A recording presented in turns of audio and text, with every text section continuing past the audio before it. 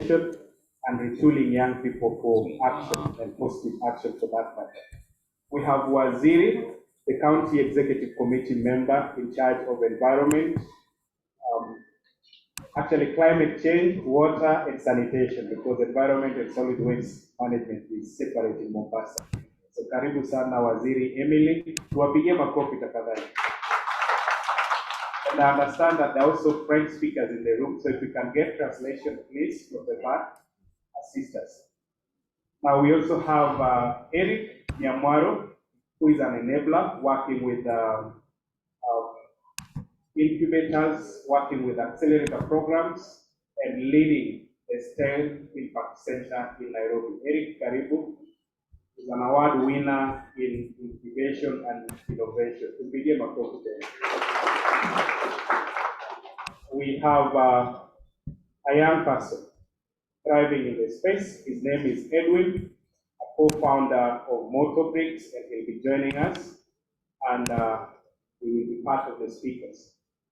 Now, we also have Frederick Anyenda, who is the founder of BAE, and Frederick is going to be our first speaker to take us through a workshop, a 20 minutes or less presentation on how to pitch, effective pitching for youth solutions. Then after that, we'll get a few responses in 5 minutes, then we'll get into the roundtable or the plenary involving panelists and interactions from the audience. Once again, members and audience in this room, you are most welcome in this conversation and get ourselves in a good way as we're appreciating the rest of the speakers. Please clap for yourselves. This is the place to be, and you can't be anywhere if not here this morning. So allow me to give this platform to Frederick. He's ready and set. He's going to tell you more about himself and what he's doing with young people in the agribusiness space, young people in climate change, young people in climate action, and how he is facilitating the conversation to support young people to earn a living, because this conversation is about the forgotten bottom millions. We will be joined by one more speaker from Lagos. That's the executive director of LEAP Africa. She's joining virtually, so when we have the room to speak, she will be connected to speak to us. One more speaker, I think, is outside the room. Ramina, please come in. I can see you by the door. Please take your seat up front. Let's appreciate Ramina as she comes in. Now, Ramina turns 18 in November, I believe, but she's traveled more than many government officials across the globe. I'm not saying that government officials do not travel. She's traveled more than many people, including myself, supporting the causes in environment and climate action. And she's our champion. She's the only person with a climate clock on this part of sub-Saharan Africa. Tumpigie makofi. Thank you very much. So allow me to invite Frederick to take the stage. I hope you are set so that you're able to take us through this very interesting conversation. Let's clap for Frederick as he comes up. Thank you very much.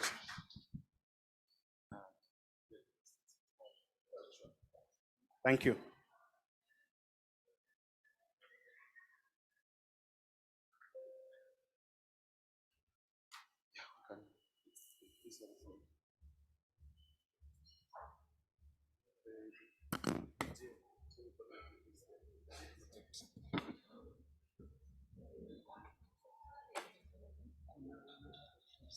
Yeah.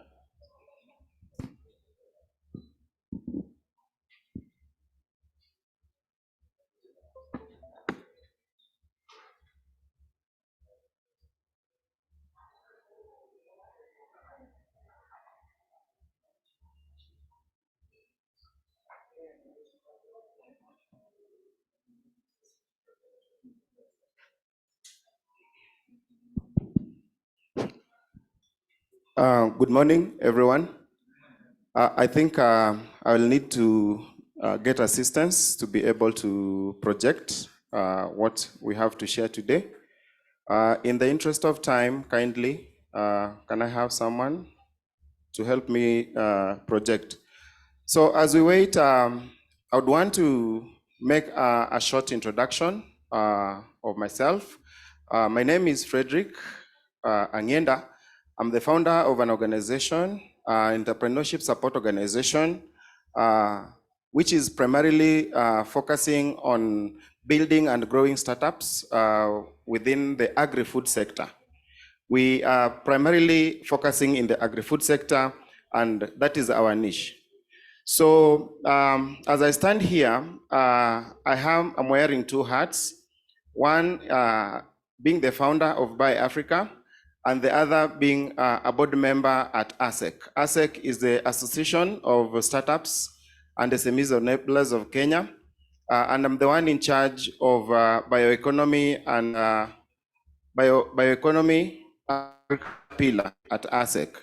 So I'll give us a short preview of what BAE is. We are a social enterprise that is supporting startups, particularly working with the women and youth-led agribusinesses within Kenya and beyond. And for this reason, that's why the Forgotten Bottom felt it necessary that we share with you what we do at Buy Africa.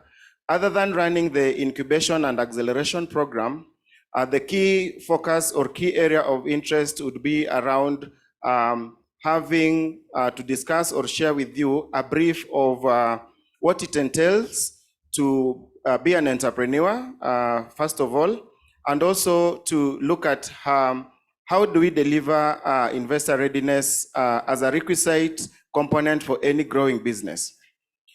As we all know, in the life of any business, there's always need for finances. Regardless of which stage the business is, the business will always require finances. And it is in this regard that we are speaking about getting solutions to mitigate climate change, and we are being called to action. So as an entrepreneur, we are supposed to be solution providers. And as a solution provider, it will not make much more sense as an entrepreneur when you provide solutions, but without making a coin to it. Because the life of an entrepreneur is about being able to make money, but at the same time providing a solution. So if you're able to provide a solution to a problem which you have taken time to understand, internalize, and get to the root cause of it. When you understand the root cause of the problem, then you are able to have alternative mitigating measures to it. And that's where now the solution comes. So when you present your solution, we also speak about innovation, because innovation basically isn't about coming with an entirely new product, but improving the processes, or improving the product, or even improving the delivery model of the product. But then when you have come up with the innovation, it depends with the level of the business. It can be at an ideation stage where you are just beginning, or it would be at a point where you have proof of concept. Now you want to prototype. You want to come up with your minimum viable product. So for you to be able to come up with your minimum viable product, you have to invest. And how do you present your case? How do you present your innovation for potential funding? And of course, funding comes in different folds. One, you can fund through equity, where you pitch to potential investors who buys into your idea, they see value for money, and they decide to inject funds into your innovation or your idea.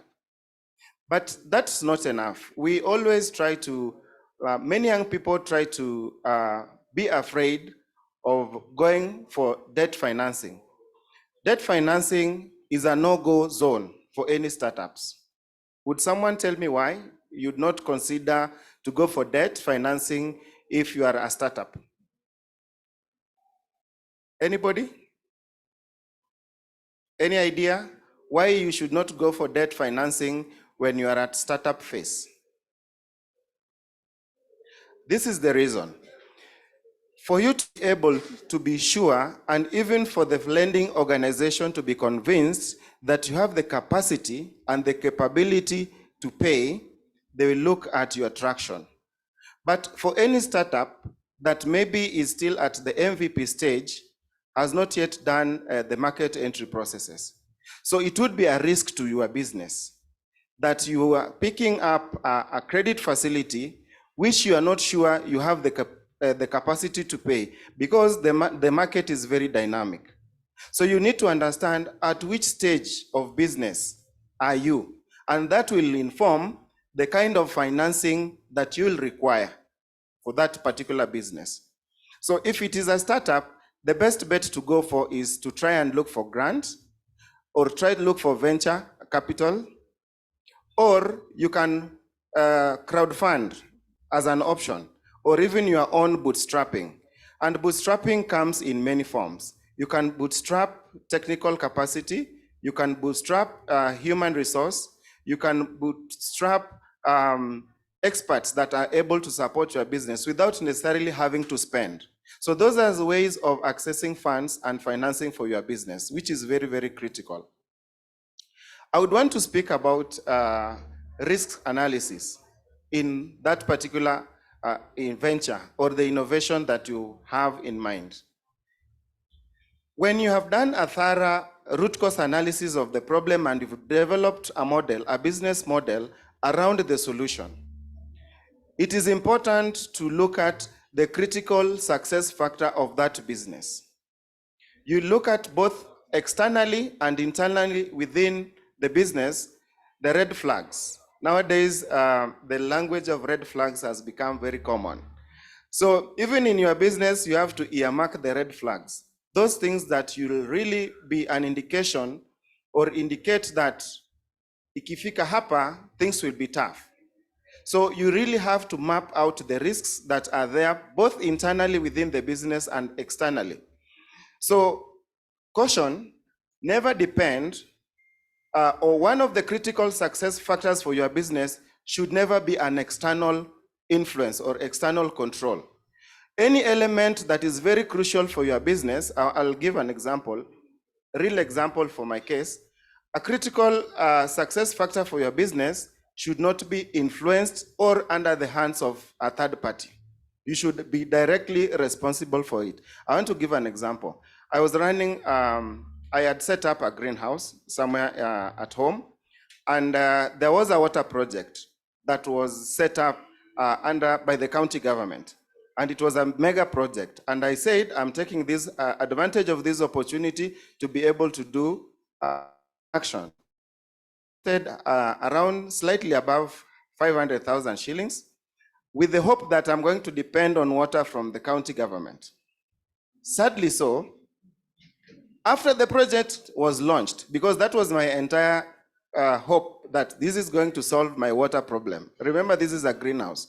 So instead of focusing on getting alternative, dependable water solution, I had focused on having the county water from the county government.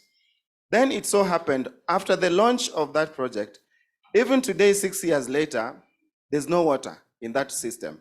You know what happened? I failed.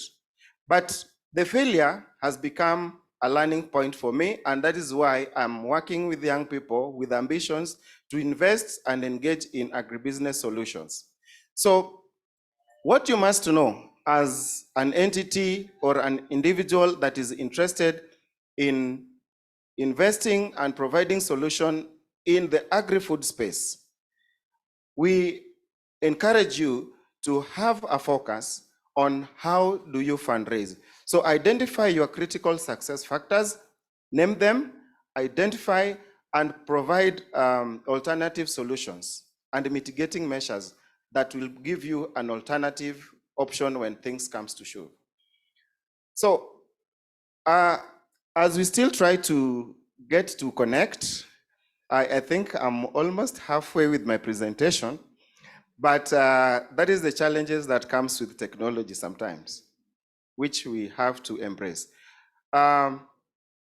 When you're running a business, from experience, the challenge that we've had with the young people who are venturing and providing solutions in the agri-food space is, first of all, before you pitch to me, I need to understand that you know the problem that you're trying to address. If you understand and know the problem, then you are able to develop a fitting or a befitting business model. And it is in this business model that we have to integrate circularity in terms of maximizing the entire, we look at the holistic value chain. That at which point are you going to respond to the SDGs? Take, for example, post-harvest handling or waste management, for example. Is your business model allowing an opportunity to make sure that it is very minimal post-harvest losses that are incurred through the entire value chain, or what are the alternative solutions that you have within the business model that can take in the element of recycling wastes within, because in agribusiness, waste is always present. So you need to focus and look at, in your business model, how do you incorporate circularity and take advantage of the holistic value chain approach? When you present such a solution to a panel of investors, then they will want to listen to you, because when you consider circularity and take advantage of the different components within the value chain, then there is guaranteed revenue streams, because from the byproduct, you are able to generate money by developing other products, because the opportunities are limitless, especially when you are innovative and keen enough. So how do you package the solution? So ensure that you have multiple revenue streams by maximizing every component within the value chain, okay? The other bit is the market. How well do you understand the market? And this needs to be thorough work. Do your basic and thorough research, because when you come to present your pitch, we will try to ask you, what do you understand about the market that you want to control? Who are the big players within this market? And in total, what is the need, what is the demand within the market for the particular products that you're trying to offer, or your solution to the customers? And with that, when you're solving a problem, a consumer problem, you need to understand their pain points.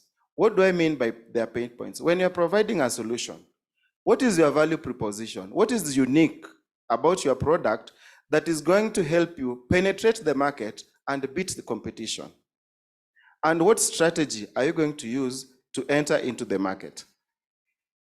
Are you going to be a disruptor where you are going to bring in new ways of doing things, introduce new methods of doing things, or you are going to be a follower but not the leader? So your marketing strategy will also be a way of giving you a position for an individual to want to work with you, because one, you have your data right, you have your facts right, you have a very impeccable market entry strategy, and you are solving a pain point to the customer. So within that, when you solve a problem to the customer, then it is possible that the customer will buy the product or service that you're offering.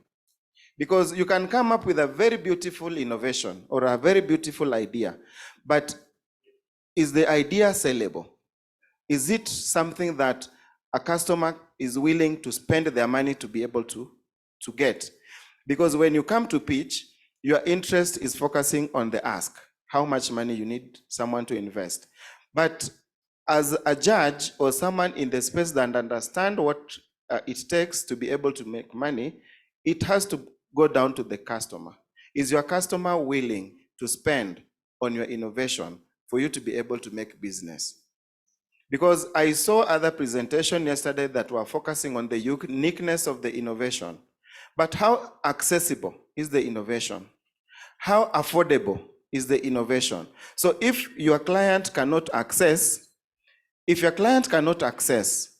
cannot afford your innovation, then what sense does it make to say that you are an entrepreneur?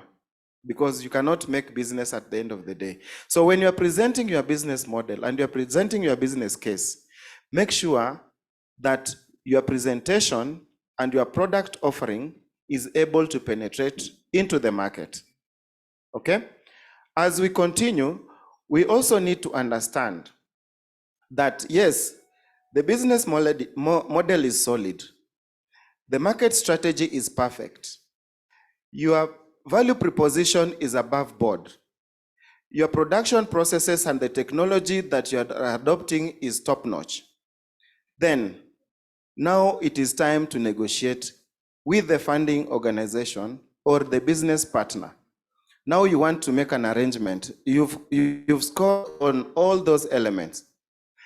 When it is time now to discuss negotiation, what is it that you want to offer in return of a share within the company? Are you willing to go for debt? And what is the arrangement? And for those of us who have had an opportunity to watch the Shark Tank, you can me that it's always a hassle trying to convince interested individuals who have already seen value for money in your investment that you're put in. They want to challenge you. They want a portion of your business, but in exchange of funding. So how do you tell how much you can cede of your ownership within the business? There is always a catch-22 situation many a times that many of us, especially for the founders, you feel that I'd rather have the 100% of my company, even if I'm making 100, or even if it is worth 1 million. But you find it so hard to own 50% of that company that is worth maybe 15, 20 million. Do we get the difference? It does not make sense to own 100% shares of a company that is only worth 2 million. It is better to own 50% of a company that is worth 20 million because you have an opportunity to have investors on board. But of course, there have to be clear entry and exit. When you are entering into partnership of whatever nature, for whatever form of funding or financing, be clear to have an exit clause. That exit clause is what will either tie you or give you an opportunity to exit the partnership at a given time when it is ripe for you. So even if we are going to fundraise, in summary, as we conclude, maybe also give an opportunity for a few questions. The bigger question that you need to ask yourself is, yes, I've been at a point where now I can attract investment, financing and investment. What is it that I need to look out for? First of all is, are you able to still have an influence and a control within your company? And what is the exit strategy with the financiers? Whether it is venture capital, whether it is equity, or whether it is individuals who want to, or money from friends. And let me remind us this. Many a times, for those of us who have relatives and parents, a relative can fund your business. Hello? A relative can fund your business. Your brother can give you capital to expand your business. Your sister, or your father, or your parent, or even your spouse can give you money to fund your business. Do you clearly know where they start and end? Ama sasa hiyo inakuwa ni yetu. Sorry for... It has to be very clear, ladies and gentlemen, that when you invest in my business, this is where we start and this is where it ends. It is not being mean, you are just being an entrepreneur. Being an entrepreneur does not stop you from still being a brother, a sister, a child, and a spouse. So the exit strategy has to be very clear, regardless of who funds your innovation. And as I conclude, this is the summary. 1, be clear with the problem, understand the root cause of the problem. And the problem needs to be very thoroughly researched, talk to people, do background check, understand the finer details about the problem. After that, then generate a solution. A solution that is going to be received within the market, a solution that talks and feeds to the consumers who are going to consume the solution. The solution should be affordable, accessible, and user-friendly. The other bit is understand your market niche. As you do your presentation, understand the competition, understand the demand, understand your geographical segmentation, and have a clear understanding of what market share you are going to control, because that market share is what is going to inform you on your growth plan. Then understand how the team that you're going to work with, the processes that is required. Do you need the technical expertise that are required to deliver on that project? And then you also need to understand the budget requirement and how you're going to source for that budget. So for you to be able to implement the innovation, you require financing. It has to be very clear to you as the innovator and as the entrepreneur to be able to identify the market. And then the other bit that also needs to be very clear is the growth plan for the company.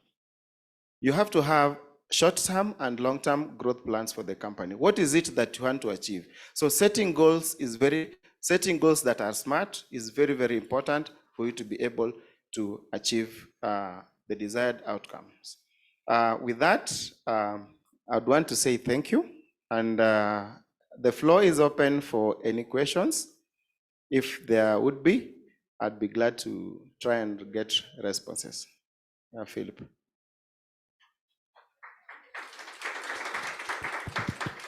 Thank you very much, Frederick. He deserves more, please.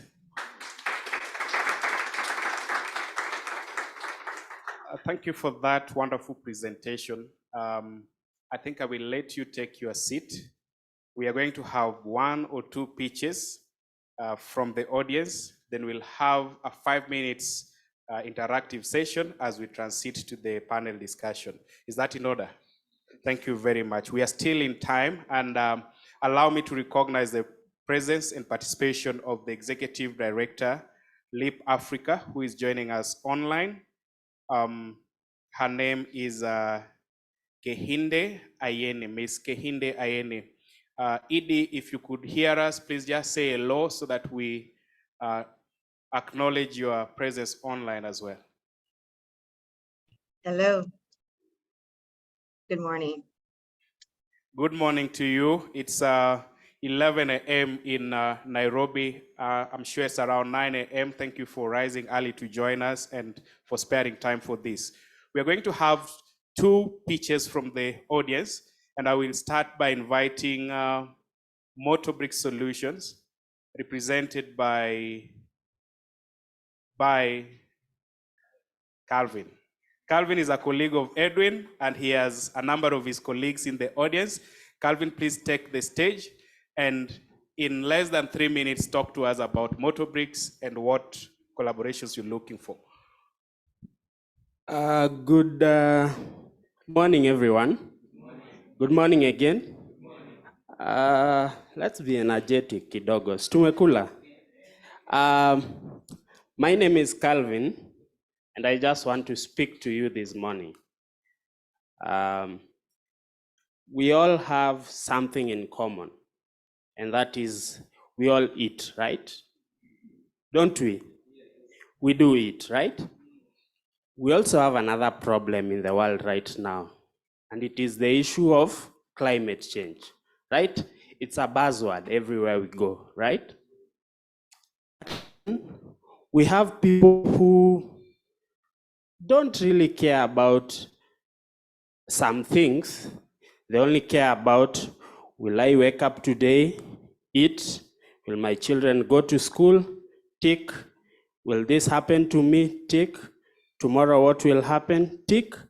And that's how life goes, right? So if you tell them about some issues, they will have a problem identifying with those issues and doing something about it. That is what I'm here to talk about. So as I said, my name is Calvin Shikuku from Mathare. I am the CEO of Motobricks. Motobricks is a social enterprise that engages unemployed youth in the provision of renewable energy in form of organic briquettes that are burnt like charcoal. This is a cheap alternative to fossil fuels, where communities that we work with collect waste. We have a process where that waste is processed. At the end of that, we have fuel, and that fuel can be bought cheaply by households. Our target market are informal settlements. A woman who cooks food, who sells that food to people out there, but fuel normally takes up to 50% of the total cost of business. And so we've always wanted to solve that. How did this start? We grew up in Mathare, and I have very impressive co-founders. And having grown up in Mathare, going to school, I normally joke that what kept me in school was the food I used to go and take in school. And it's not a joke, and they can attest to that. I used to live near my school, and so I would go in the morning, get uji. At lunchtime, there was what we call githeri or corn. That corn, I would still carry it back home in the evening to go eat it. And while my friends were dropping out, I always looked up to that food. So that kept me studying. Things happened, and now I'm here, right? So our business model is very interesting. We are looking at waste, we are looking at unemployed youth, and we are looking at our environment. Those three things are very important to us. Do you know why? Because number one, an informal settlement like Mathare, let me give you a background. 30 to 40% of waste in Nairobi is never collected. And 50% of that population is underserved. And where does that population come from? Places like Mathare, Kibera, Mukuru, Korogocho, and all that. So what this means, and the UN estimates that a household, one dweller per day, produces 1 kg of waste. Now here is the problem. When I take a small strip of land of about 200,000 households, these households produce about 200,000 kilograms of waste per day, which does not leave our community. It ends up in spaces, it ends up in our rivers. So literally, we are normally living on a big pile of waste. So we decided that alongside unemployment, alongside the issue of our environment, there is an opportunity to pivot to climate change.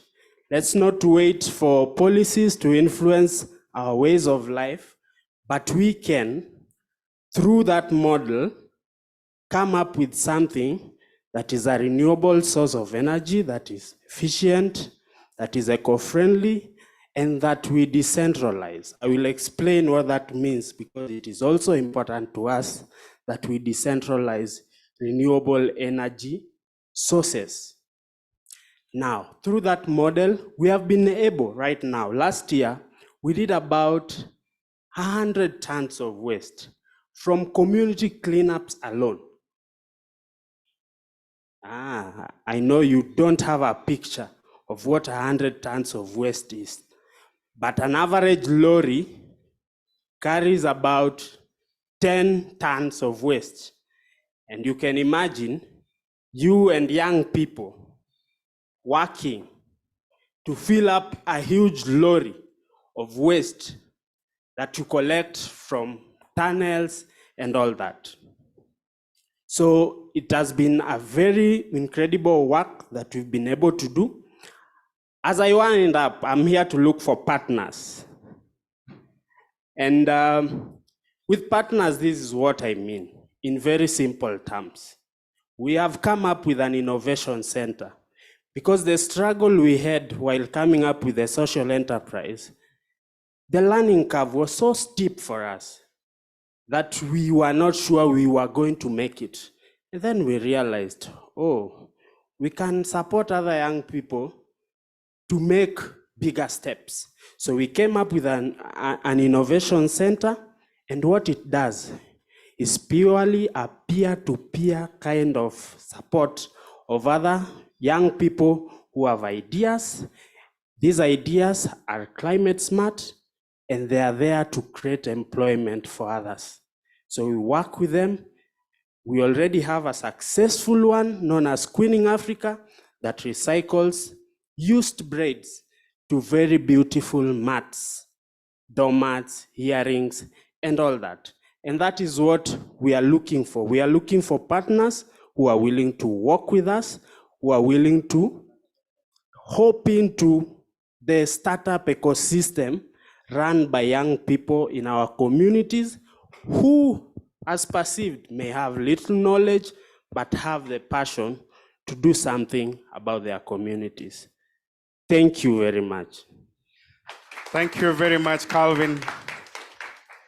That was a good one.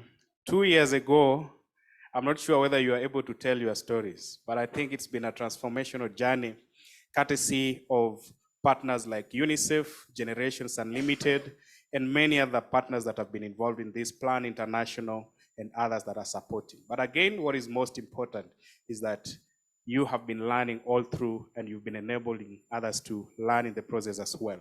So another big round of applause to Kelvin and Motorbricks. Now, ladies and gentlemen, at this time, we are going to cut the pitching session and just get 2 interactive questions or compliments to what these great people are doing. Then we will transition to the speaker session where we're going to have the panel discussion. So I will allow just 2 inputs. One right here, you introduce yourself, tell us your organization, and then you can go ahead. Thank you. Good morning, everyone. My name is Evans, and I appreciate the presentation by the first speaker. Last year, the first part of the last year, I was working with Pangea Trust. I think you know it. Anne Lawi was part of the leadership at ASEC. And some of the things that I observed while there is that there seems to be a disconnect between the startups that get funding or get incubated and the ones that are actually doing something on the ground, because which is unfair. What really matters is the pitch deck that one delivers to the person who is going to incubate, okay? And the way the industry is structured is such a way that you don't really have to be making any much impact. You have just to convince me with big words like disrupting, okay?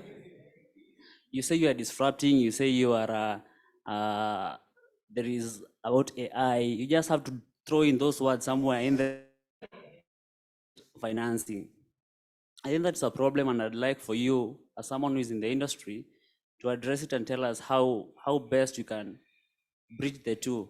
As an example, maybe just as an example, in agriculture, in rural Kenya, you find that every single person has access to a veterinary officer who they can call on their phone. They have a motorbike which can deliver input for their farm.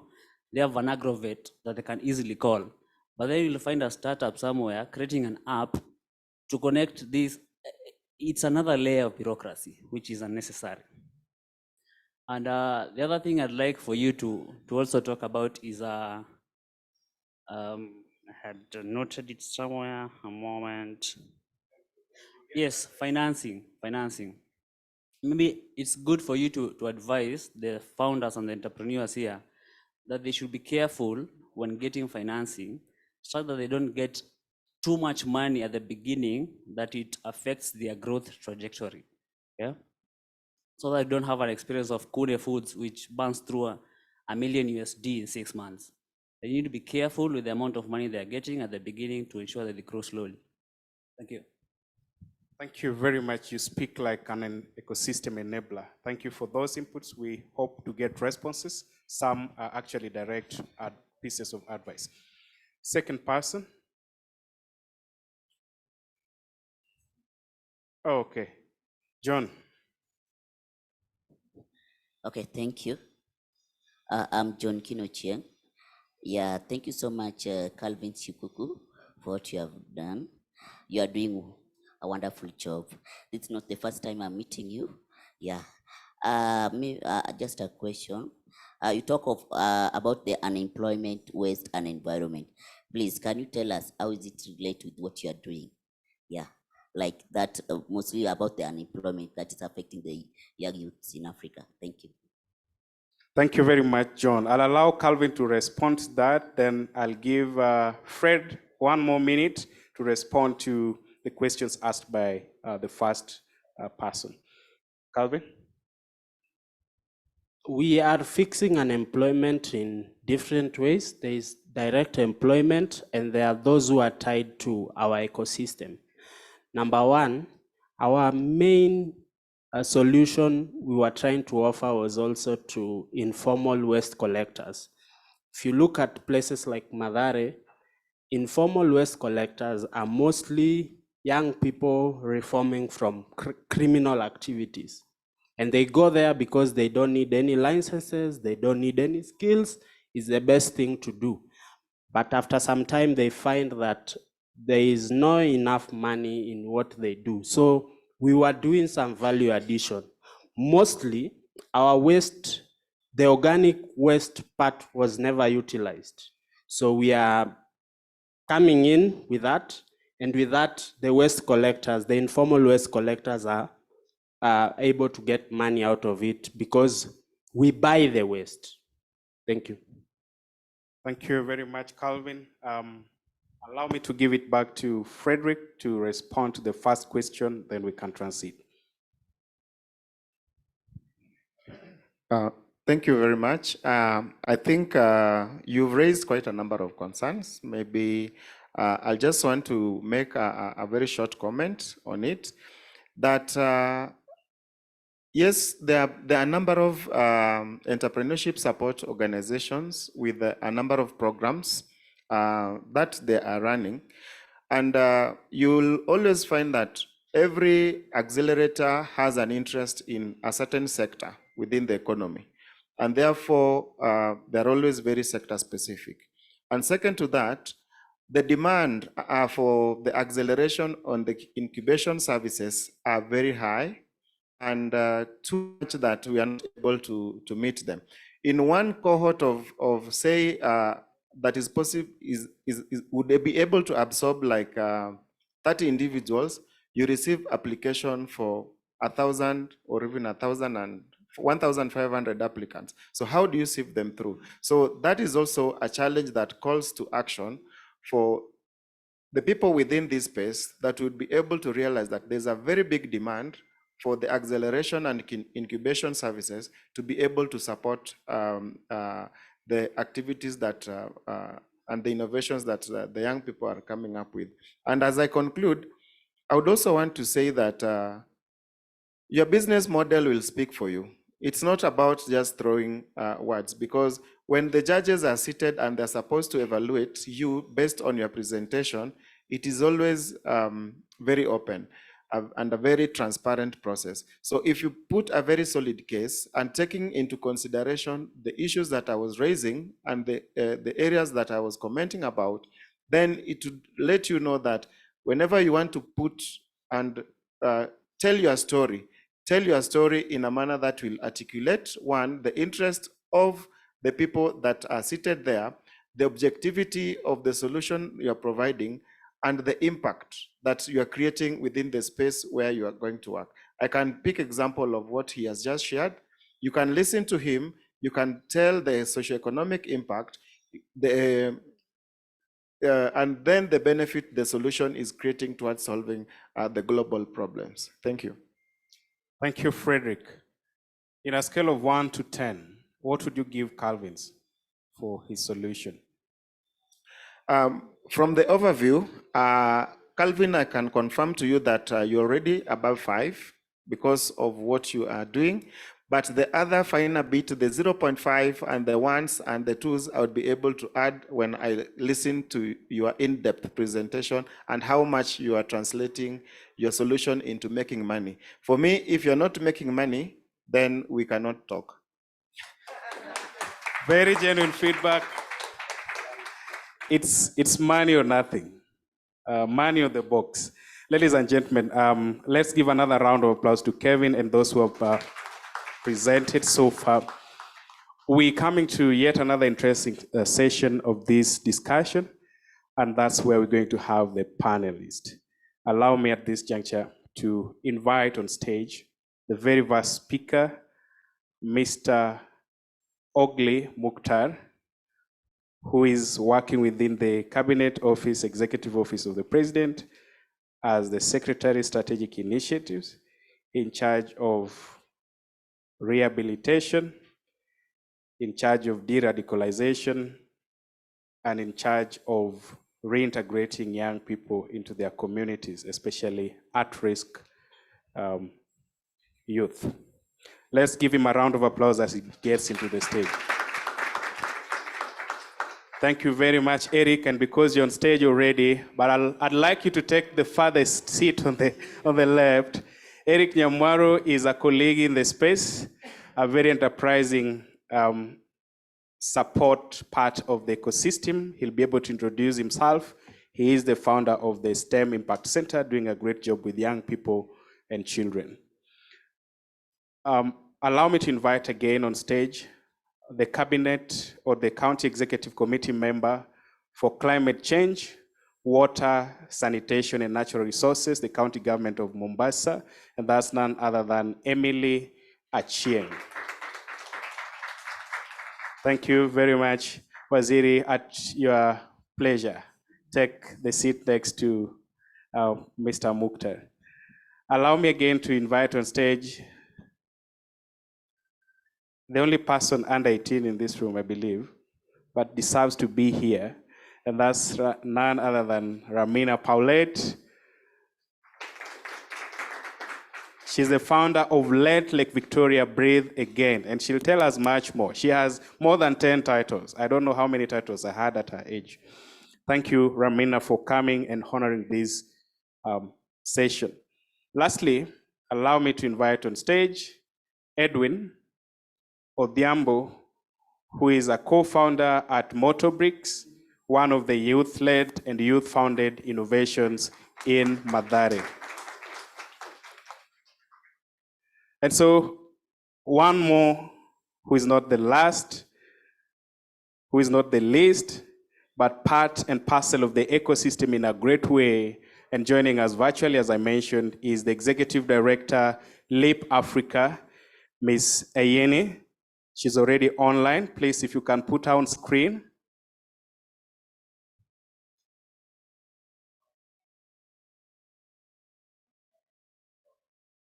Let's have her on screen. I know she's been waiting for quite a while.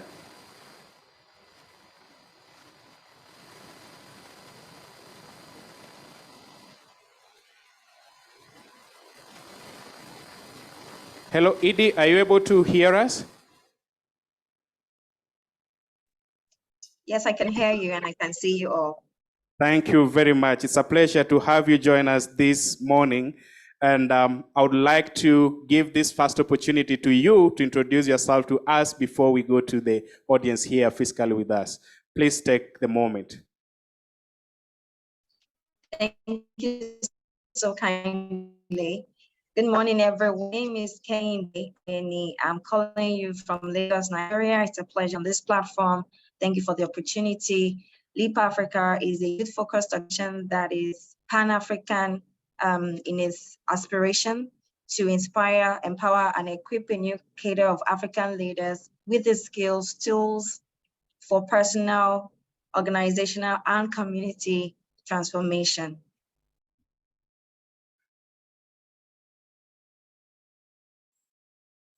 Thank you very much for that brief introduction. We are happy to have you join this conversation once again and feel part and parcel of this great audience and this great session here happening live in Nairobi. Allow me to start with Mr. Mukhtar on this other end to give us a brief introduction of himself as we proceed.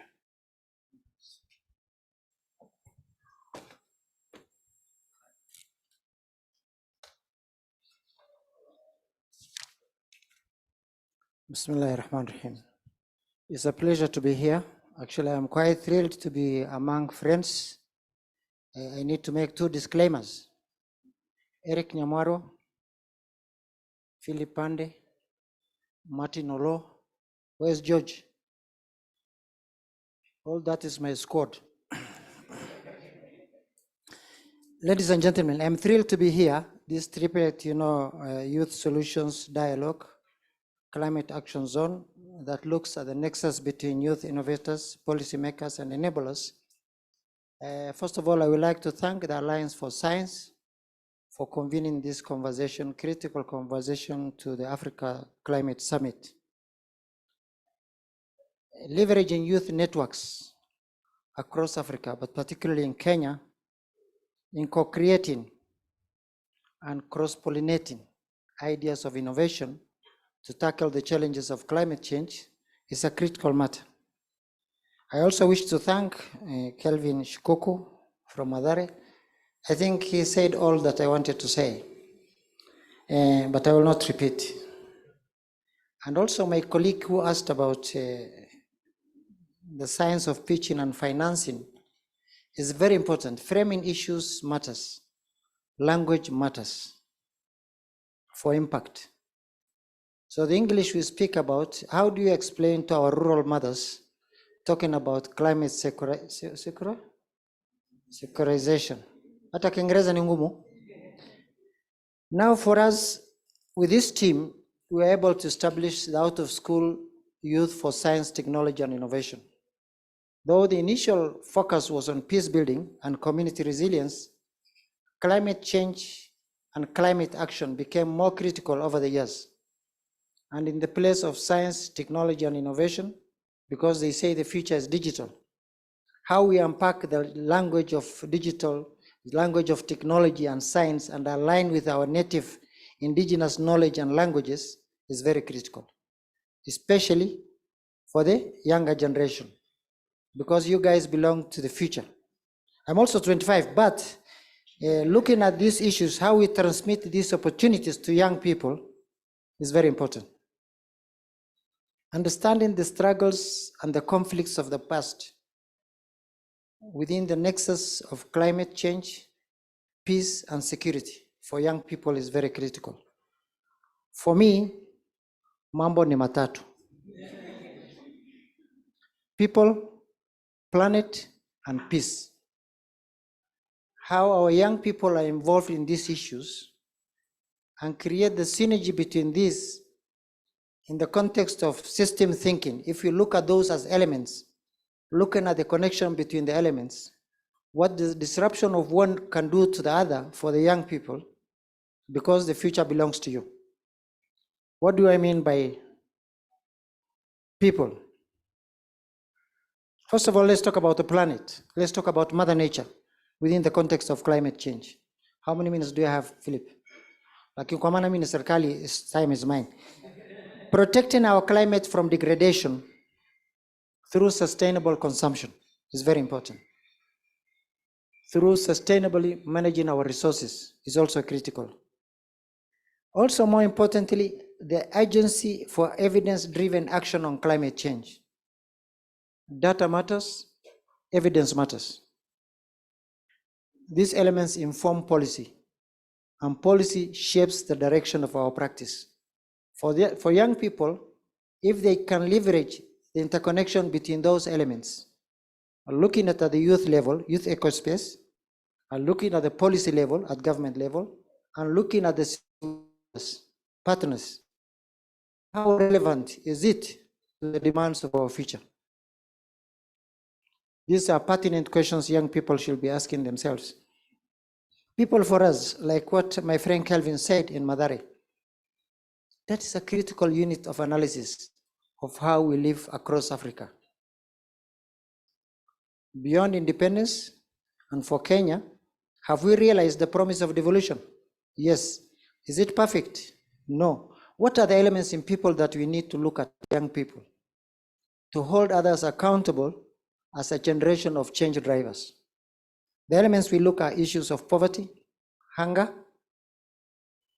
to achieve the full potential for our young people to have alternative, dignified livelihoods, and also with a more robust, precision-targeted interventions that foster inclusive and just societies. My friend here said we need to unpack the English. How do we translate this framing of issues in a way that our young people, our elderly people, our communities, the ecosystem from which we operate understand? Human suffering is global. The indignity we go through as a result of climate-induced challenges, such as floods, droughts, fires, and the scarcity that's induced by conflict over pasture and water where I come from. And most significantly connected to that is the issue of migration and displacement. What is the nexus between humanitarian intervention, peace building, and addressing the challenges of climate change? So as young people, as the drivers for these voices, young voices shape policy. Young voices determine how enablers engage in our ecosystems. He said we need to look at the English that we use. Number 3, what is the place of youth-led, citizen-centric accountability as we focus on the issues of climate action? What is the oversight mechanism we have in our rural communities for climate action? Within your networks, what is your unity of purpose? What is the operative mandate of your networks in terms of outreach for impact? Then we need to have, because it is no longer global warming, these days they call it global boiling. What is our role for human-driven adjustments in these ecological, social, and economic systems? What is our anticipatory reactive adaptation to this? You talk about climate adaptation, climate change mitigation, and adaptation. What is that in Kiswahili? None of you can say. Now, what is the public-private partnership within the context of the enablers and the partners who are working with us in this journey? In adaptation, autonomous, and planned interventions that we look at. Finally, let us look at the politics and the ethics of green growth. Look at the ideology, what our national consciousness and awareness informs such interventions. What is the dynamics of our political economy? And what are the alternatives that we are giving as young people, or even at the policy level? There's this carbon credit financing, which is very critical to this conversation. There's also the issue of alternative energies and fossils. In the face of ecological challenges, what is the efficiency of our strategies in the promises to stem the environmental crisis and mitigate its consequences? As young people, for you to frame the future, what is it that we need to do in addressing these social challenges of destitution and disempowerment? He told us how. How can we scale? How can finance reach the appropriate people? He asked us the question about debt to finance our startups. It's a very risky enterprise. And I think he answered that question very well.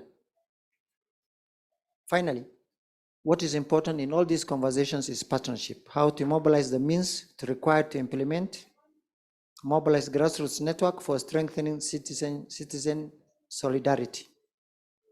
With those few remarks, Mungu awabariki. Thank you very much, sir. That was a super way to begin the conversation. And ladies and gentlemen, One more time, this is the tripartite dialogue solutions and youth-led solutions. We're going to be hearing from yet another government, and this time the sub-national government representative, Waziri Emily. And as you introduce yourself, tell us what the situation looks like in Mombasa and working with sub-national governments. How do you incentivize young people in climate action? Do you want to encourage her? Okay, thank you.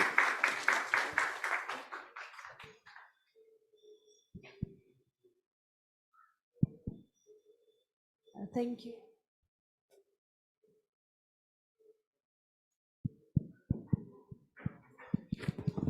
This is better.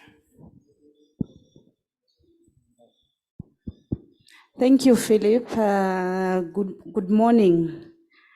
My name is Emily Achieng Okello, the CCM in charge of water, natural resource, and climate change resilience in Mombasa County. And thank you for inviting me to this climate action zone. I know we are all moving from plans to implementation. So this looks like the place to be, especially during this climate action week. As you said, we in Mombasa, well, first let's start with the context. Mombasa is an island, and you know the vulnerabilities of island in terms of climate change, our risks are different. And therefore the conversation of climate change for us has moved from just environment conservation to livelihood options. So that is how we want to get the youth to be involved. The first thing that we are doing is putting the legislative framework in order, because you realize that there's a lot of regulations that need to be put in place to support entrepreneurship, mostly nature-based solution for the youth. So we are currently doing climate change action plan, a participatory one. We have our climate change officer is here with us. Maybe you can just wave. And then we are also doing natural resource management policy and renewable energy policy. This will help the county to mainstream climate actions, because the department is tasked in building a resilient, adaptive city environment.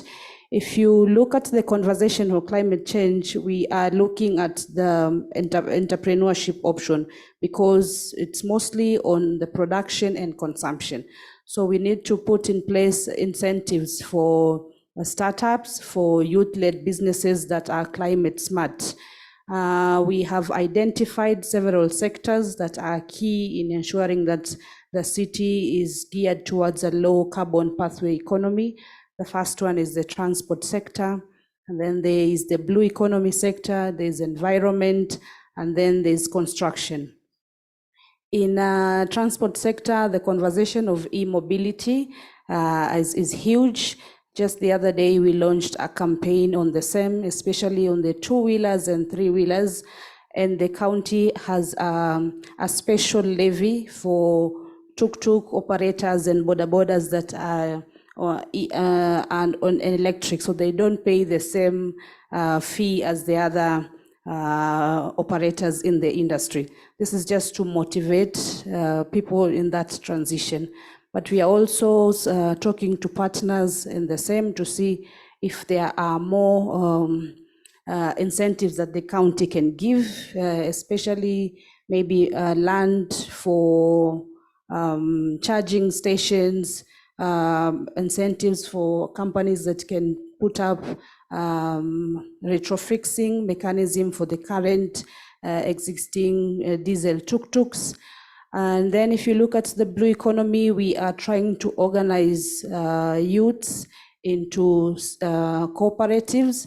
There's already 100 million grant for the cooperatives as a revolving fund.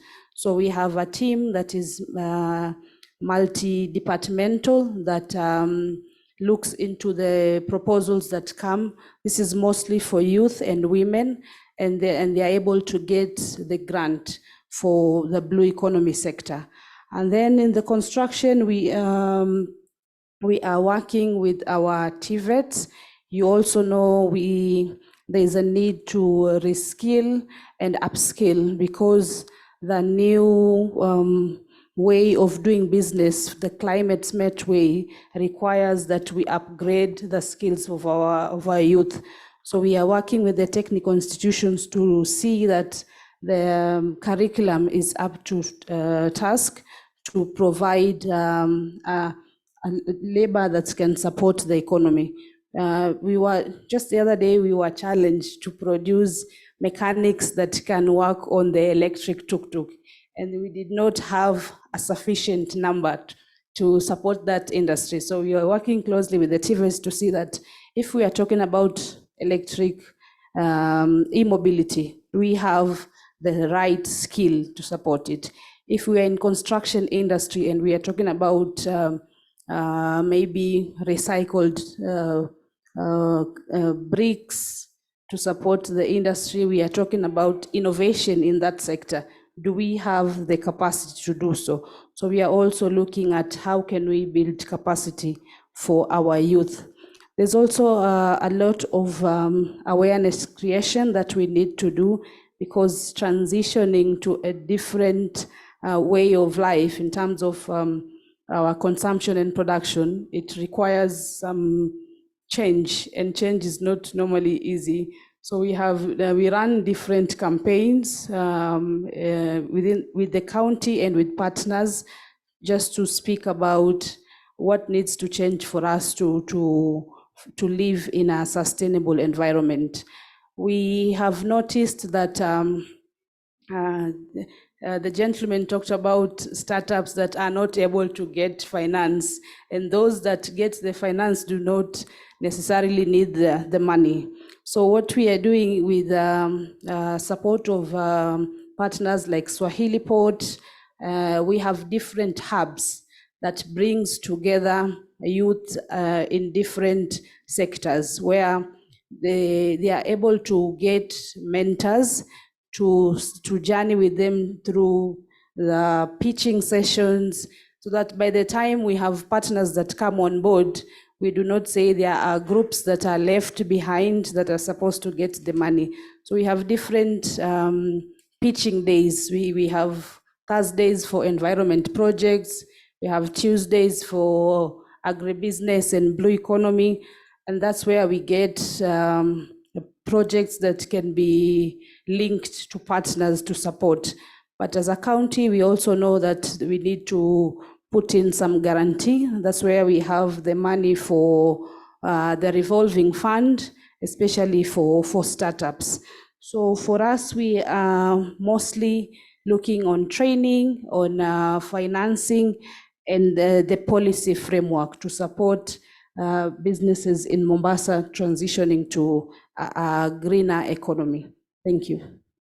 Thank you, Waziri. It sounds like it's a good time to live in Mombasa as a young person, right? And we are all coming to work within the city of Mombasa.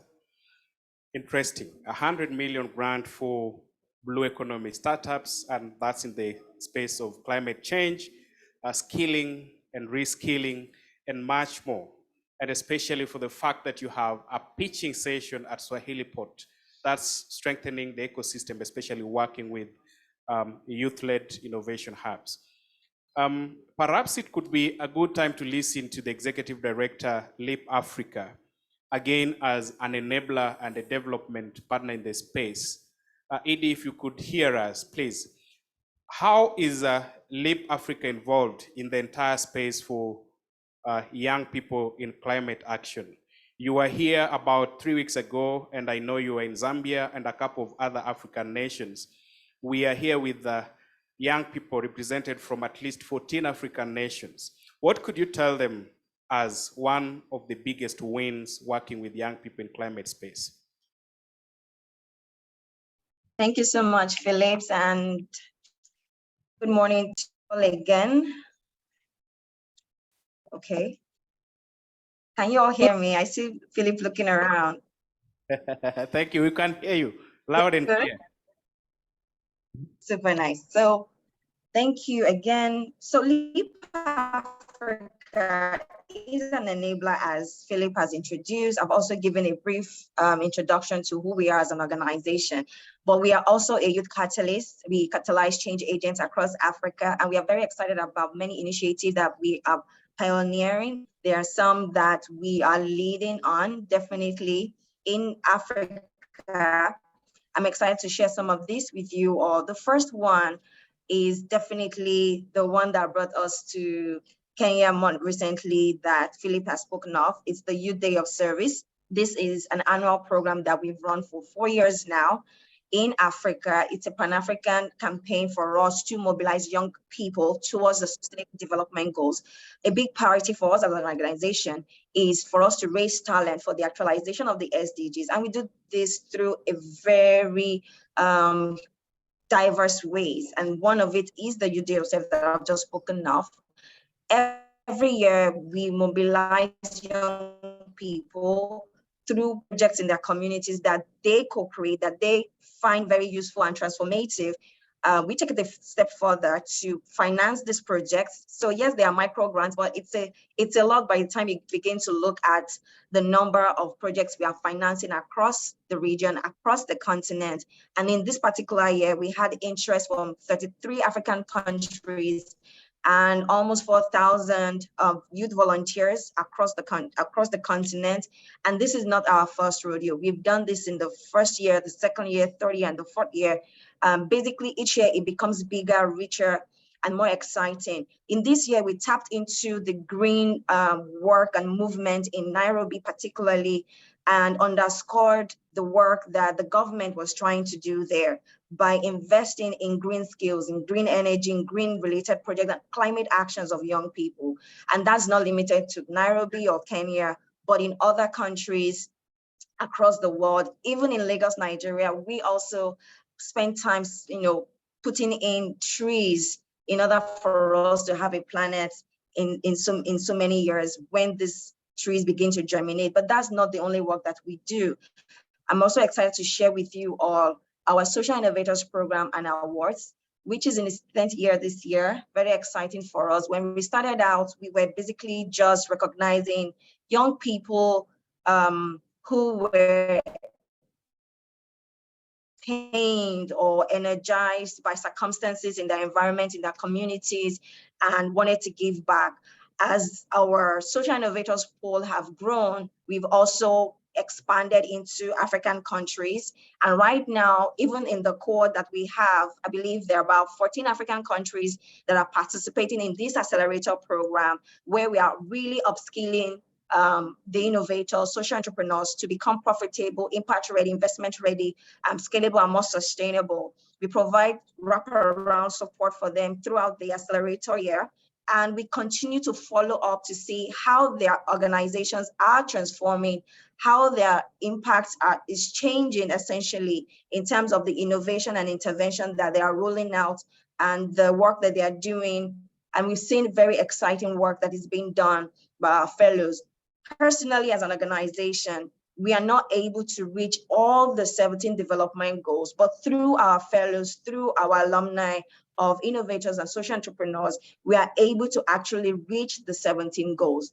In this particular year, and in the last 3 months or so, we've been working with one of our partners. I'm not sure if I'm allowed to throw out a name or not, but they are very focused on climate action, renewable energy, alternative source of, yes, you wanted to say something, Philip? I was saying that you are at liberty.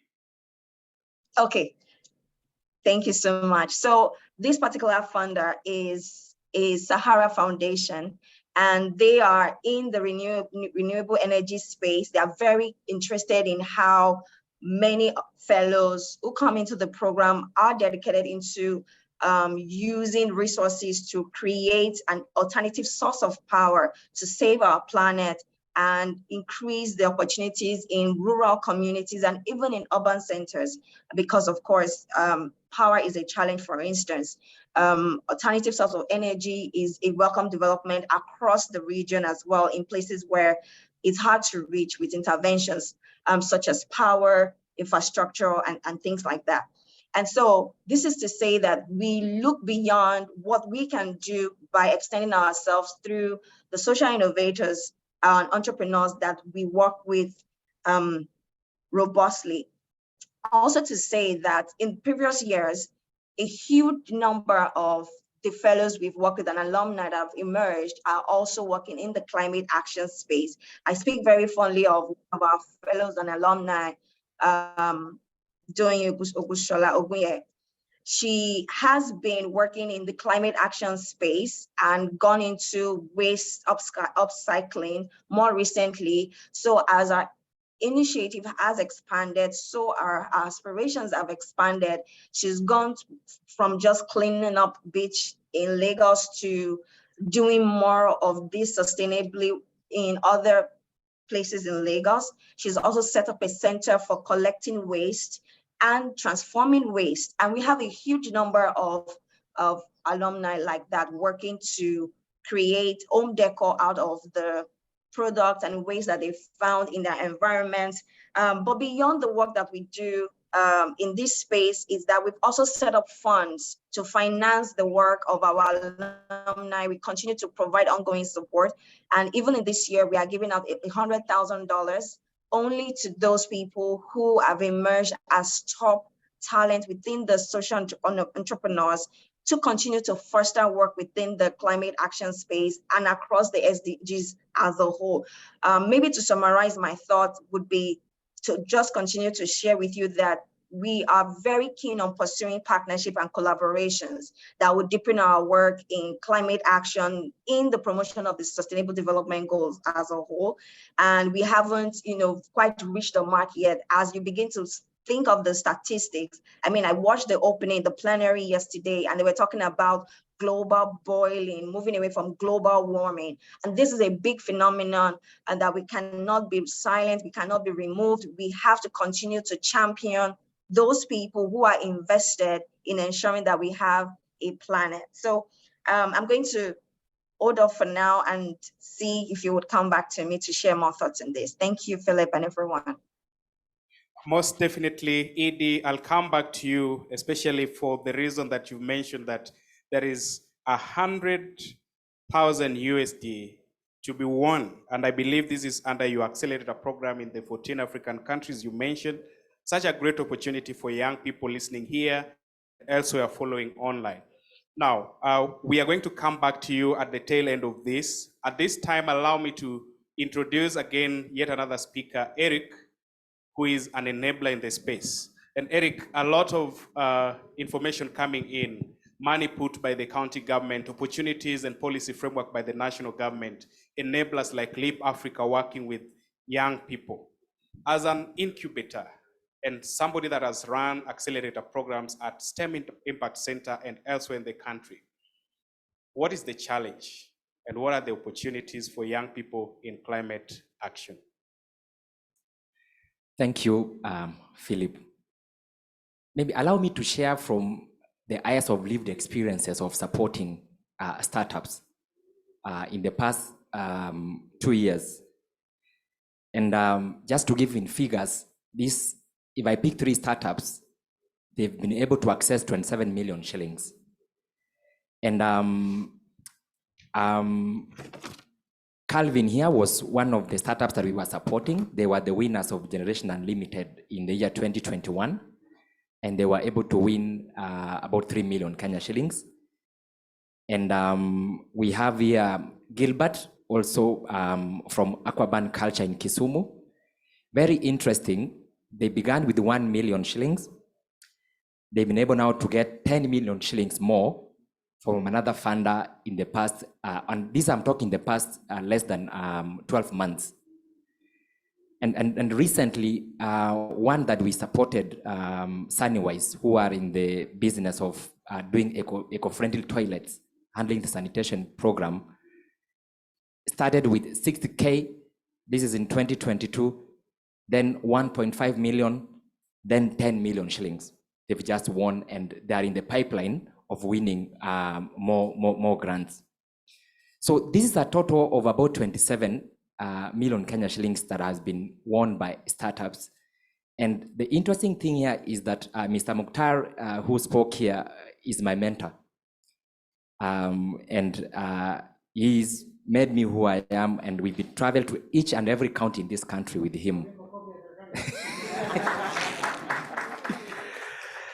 And through his mentorship, the question is, what do I do with what I've learned from him? And that's what I've been able to do at the Same Impact Center Kenya, supporting more startups from young people. So when we see Calvin pitching, when I see the team in Kisumu have just won 10 million shillings, I'm very happy. Then I tell myself I've done a pretty good job because then they can be able to speak without me coming to say much about that. So the transgenerational mentorship and capacity building, I think Frederick spoke about it very well. And nowadays the phrase is mambo ni mangapi. So, he summed it very well, mambo matatu. It's the problem, the solution, and the market. And what underlines through all those mambo matatu is capacity. So how are we and our experience then as accelerators supporting startups largely is the issue of capacity. And I think he put it very well that how can we encourage our grassroots startups to be able to win the big grants. And by the way, all these three startups, none of them you will say is from the big city or had big titles behind them. They're just from ordinary people like you and I who have seen a problem, they were able to craft a solution, and then they've identified a market out of it. But then the issue is they have to pitch it somewhere. And that's where the issue of capacity becomes very interesting and very important. The policy framework, as Wazir has said, it's there, it will continue to be there. But I really think is how do we take advantage of the opportunities? And in our experience of working with the startups, and actually did say a good point, is money the problem? I remember one of them did tell me, before we started, we didn't have money and we used to wait for this money. Now the money came and we realized money actually is not the problem. and that's a reflection that we hear. And when you are told, please take time to solidify, understand your problem, craft a good solution, then money will follow. When the money comes, you are executing and you are implementing. Then that becomes very viable. Now, at the Same Impact Center, we're in the business of the big words. We talk about AI, we talk about machine learning, but in very practical ways. And what we do is we build the capacity of young people and children about emerging technologies. And just to let you know that last 2 weeks back, we had a robotic competition where we're gonna have some young Kenyans going to Panama, another team going to Denmark, another team going to South Africa to compete at the global level. So we cannot run away from technology. We just have to see how do we leverage on that technology so that it can be able to accelerate the work we're doing.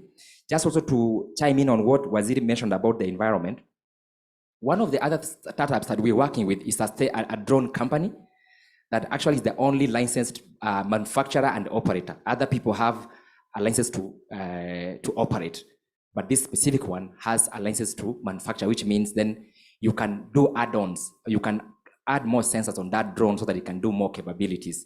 And we've done very interesting use cases in the environment sector so that you can be able to accelerate. It could be on aspects of data, training the drone so that they can be able to pick objects from the ground without necessarily taking images and then sitting down to try and say what exactly is it on the ground. So it's about doing a tree count. It can do that very well. So these are the solutions that we have to think about in the climate action as young people who are probably more exposed to the technology that we can bring on board.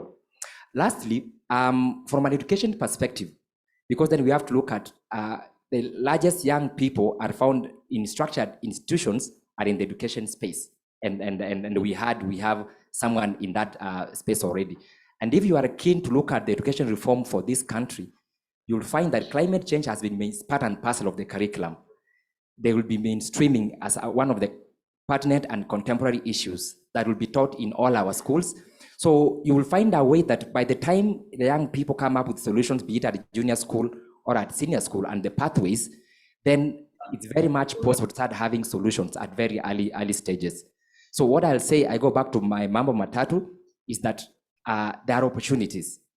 And how do we work with the young people from the grassroots? And I think that's really where the county government comes on board.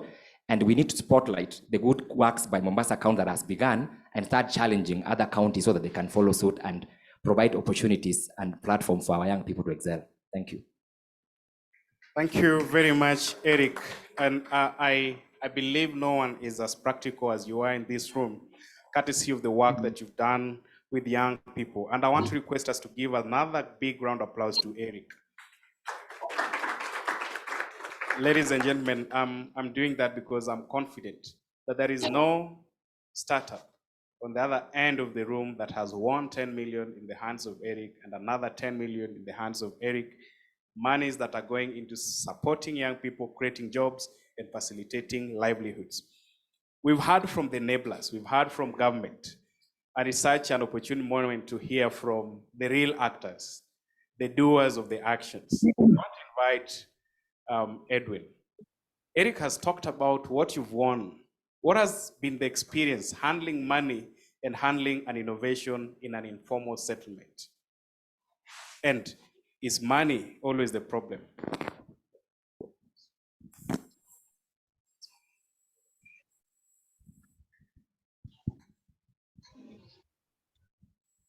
Yes, hello everyone. With my height, I always have to stand or else I'll be asking, can you see me? Can you see me? My name is Edwin.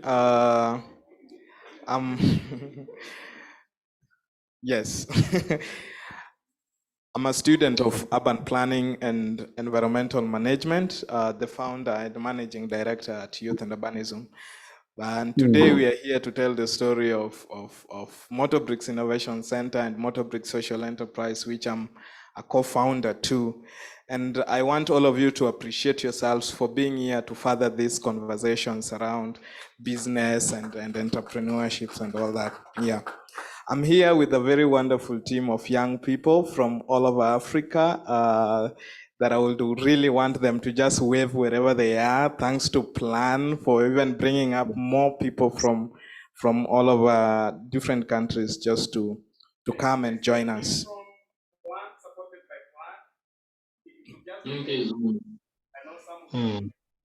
Yeah, even those from Kenya, yes. Yeah, we have a big team of young people just to show that young people can also self-mobilize and join in these conversations.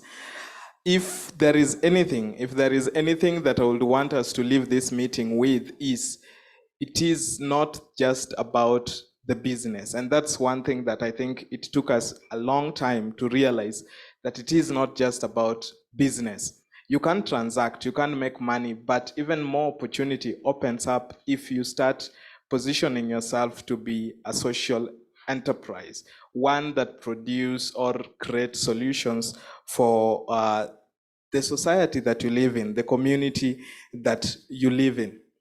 We have been advised that as startups, as small enterprises, we are not advised to start with debt, right? And so you need to get some money because there's a lot of risk associated. And some of the reasons why big companies, big tech companies do well is because they have money to test, try, and fail as much as you can. But Eric, with the little amount you get in seed funding, you don't have luxury to test things 10 times. That 600,000 went to, we are not going to give you the 10 million, right? And so we don't have that luxury. And what does that tell us? That there is no enough resources, there is no enough funding in this space. And as youths, then we need to ask ourselves, where is that resource? Where is that funding? And the solution is becoming, just back to why we are here talking about climate change. I think the solution is in climate financing, right?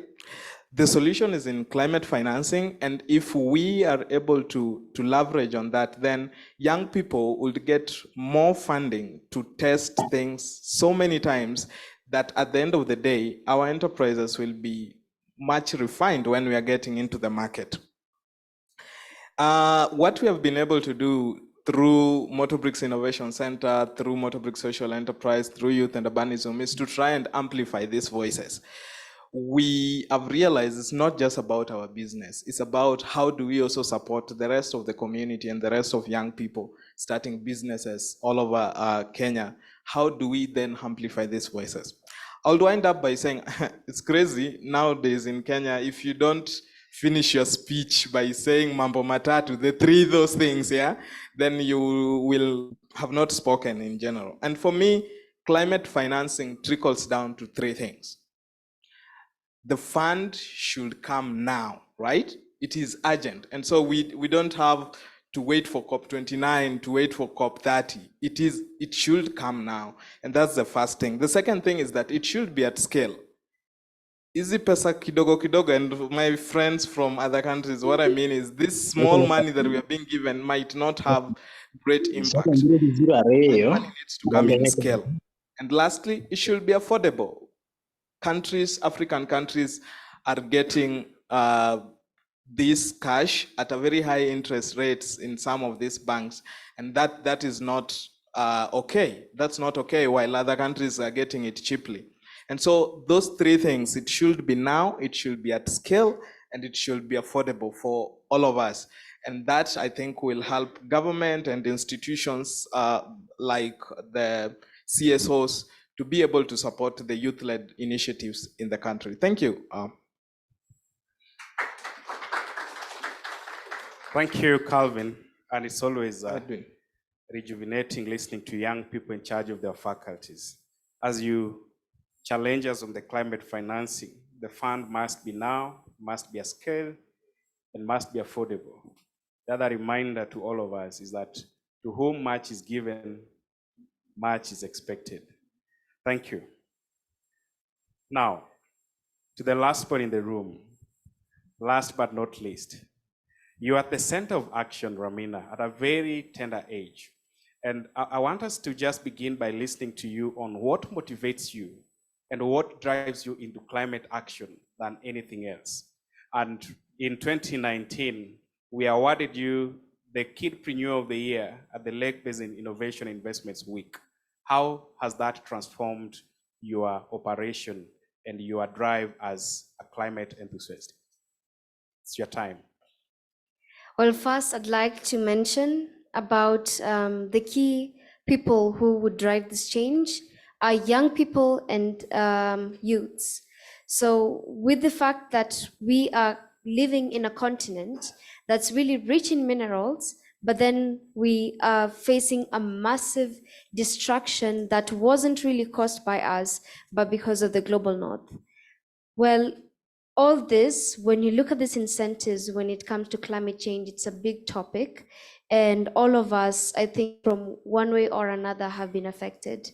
My motivation comes from seeing young people coming in both on social media and also spreading the awareness on climate change, how they are going to be actively involved, support from big, for example, the world leaders and even our own presidents. So I really feel like we have come far from the climate space.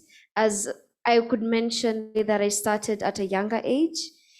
There were not a lot of young people, children who were introduced to climate change. Most of them, they would rather do sports and other things, but seeing the interest in fighting and tackling this climate catastrophe has inspired me and my community in general.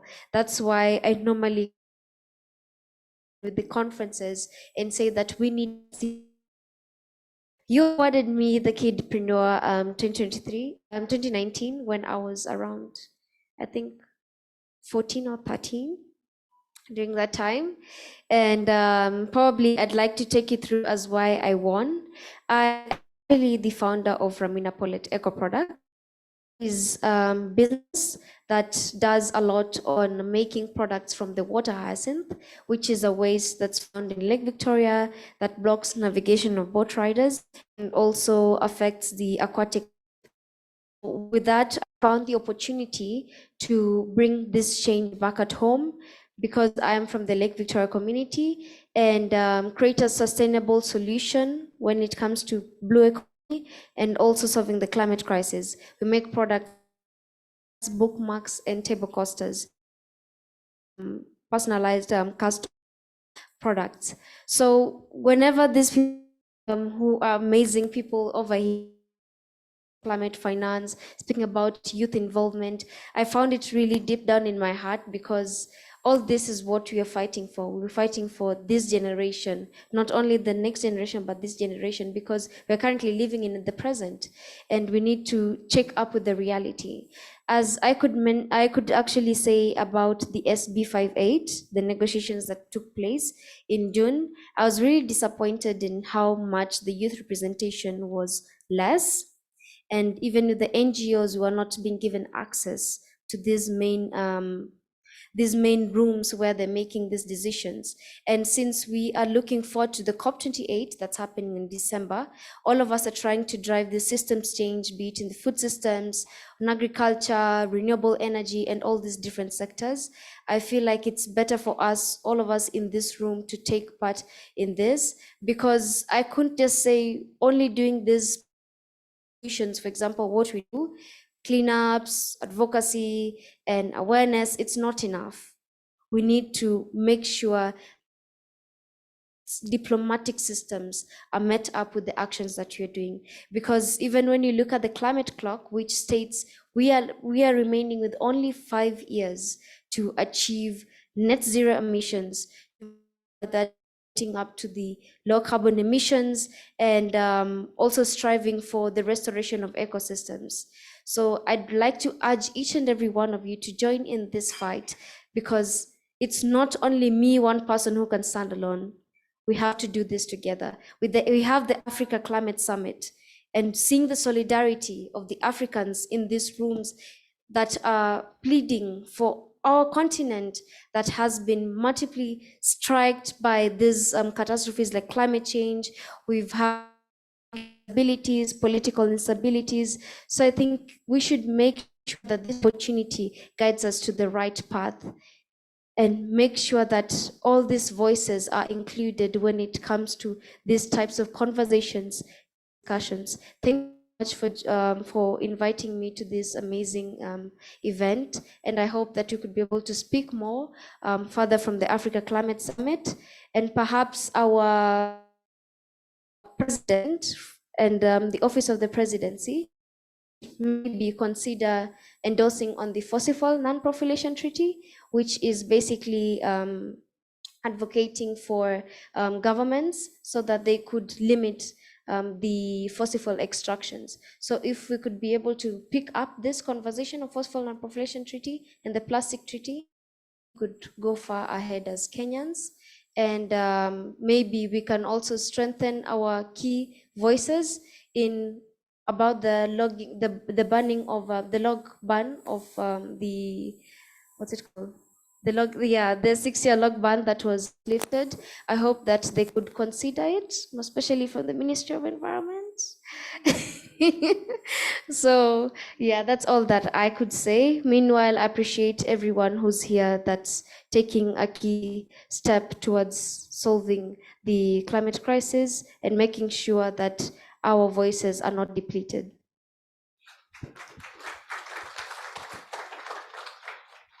If I were you, I would do more. If I were you.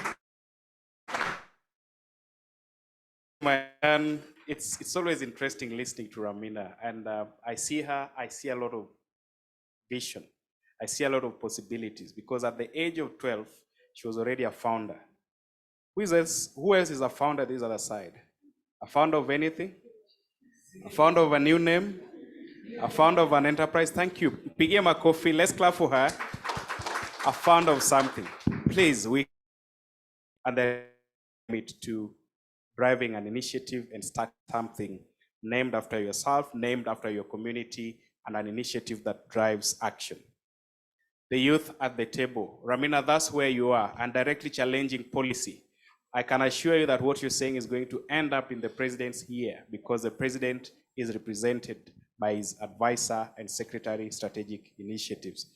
Now, sir, I would want to come back to you, Mr. Ogley. Things coming up. One directly raised by Ramina on how we are responding to the global conversation on climate mitigation and adaptation, especially in reference to livelihood to young people and rural communities or grassroots communities. We've reintroduced an opportunity for people in the logging industry to that and earn a living. Know that there is a delicate balance between the forests, the green spaces, and also we, the young people that are looking for food and looking for a living. Where is the balance? And how do we preserve livelihoods for young people, for rural communities in that context? Thank you very much. Can we again clap for her? I love people who generate difficult conversations, then seek for actionable points and interventions in real time. Her age and the bravery and courage, I think, is very impressive. Lakini, at the policy dialogue, mambo ni matatu. I think she raises very good. It is the global north, climate change financing. If we can put those three elements in a basket and gradually unpack, we'll have some direction. The policy and practice coherence on the politics of emissions, which he has raised,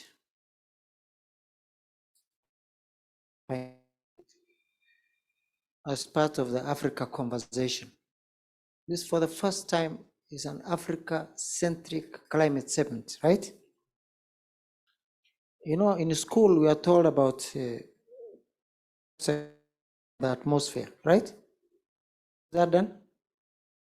The more you do carbon dioxide removal from the atmosphere, you get certificate for decarbonization. Where's my friend who was speaking about language? So we are now.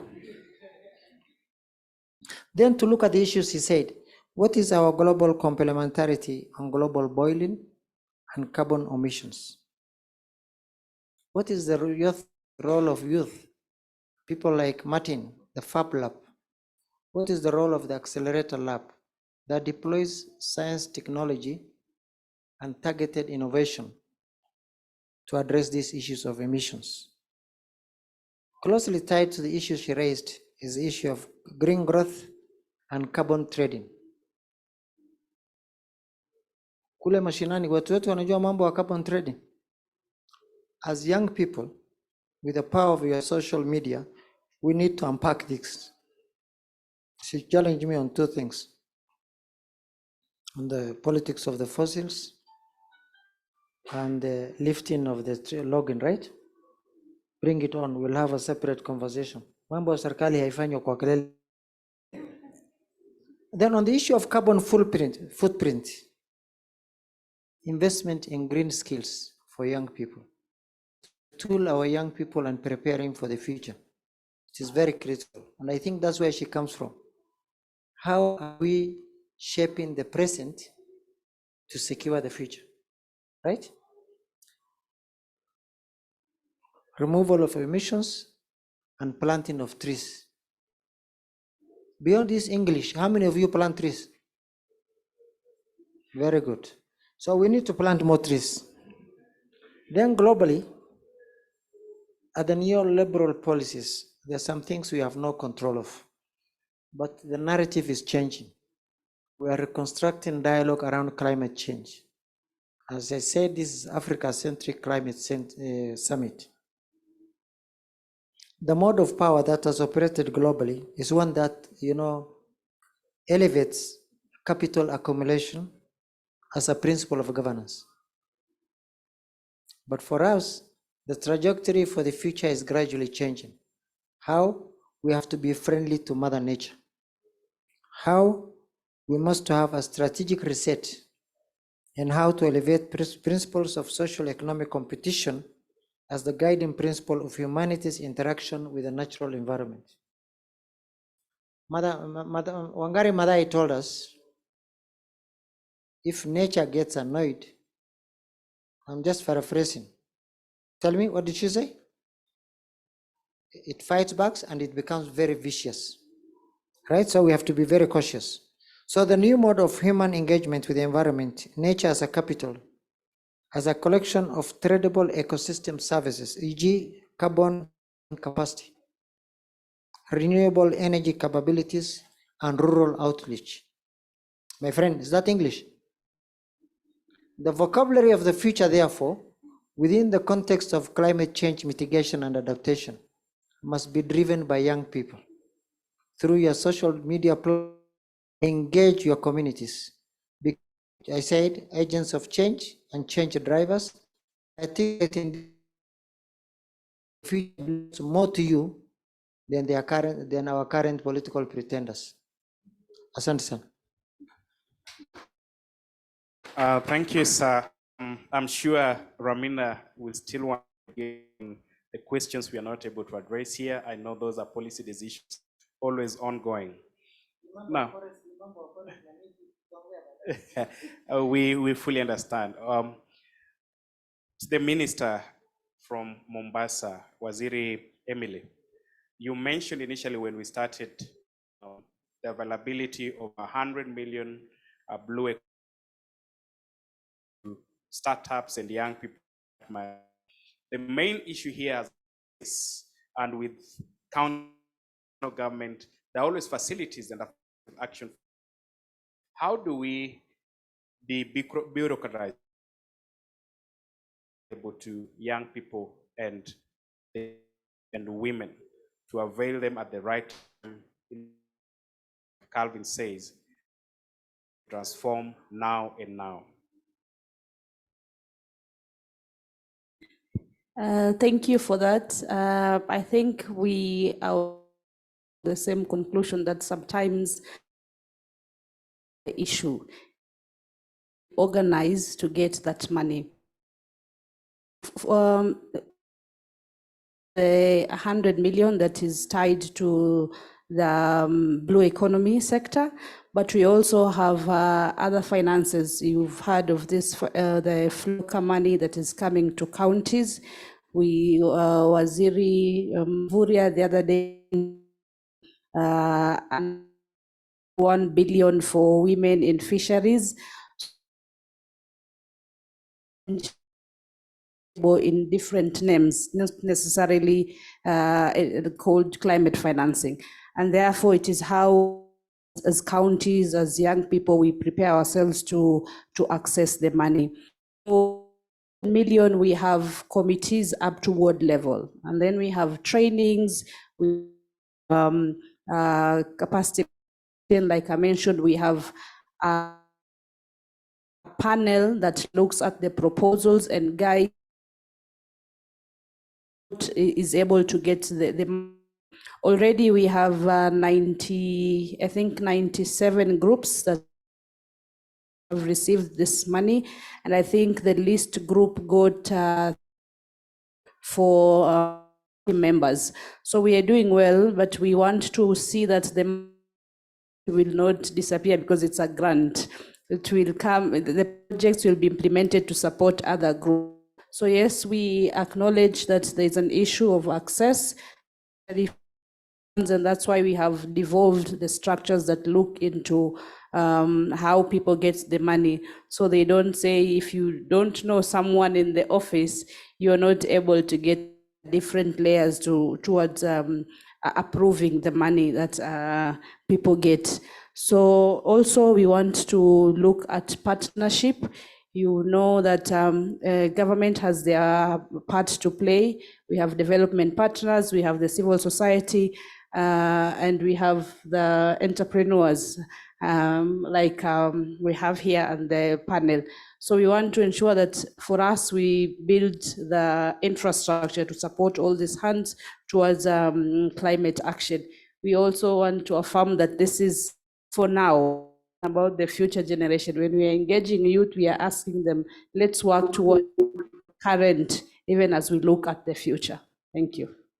Thank you very much, Waziri. It's interesting to know that this is decentralized to the ward levels where we can have the lowest access. It's interesting, for the first time I hear government disbursement of minimum 3 million to enterprises. We know for a fact that we get 100,000, 50? Okay, for startups. this is a good thing on the part of Mombasa County. Now, Edie, I'm sure you're still online and following the conversation. And like I promised, I would come back to you.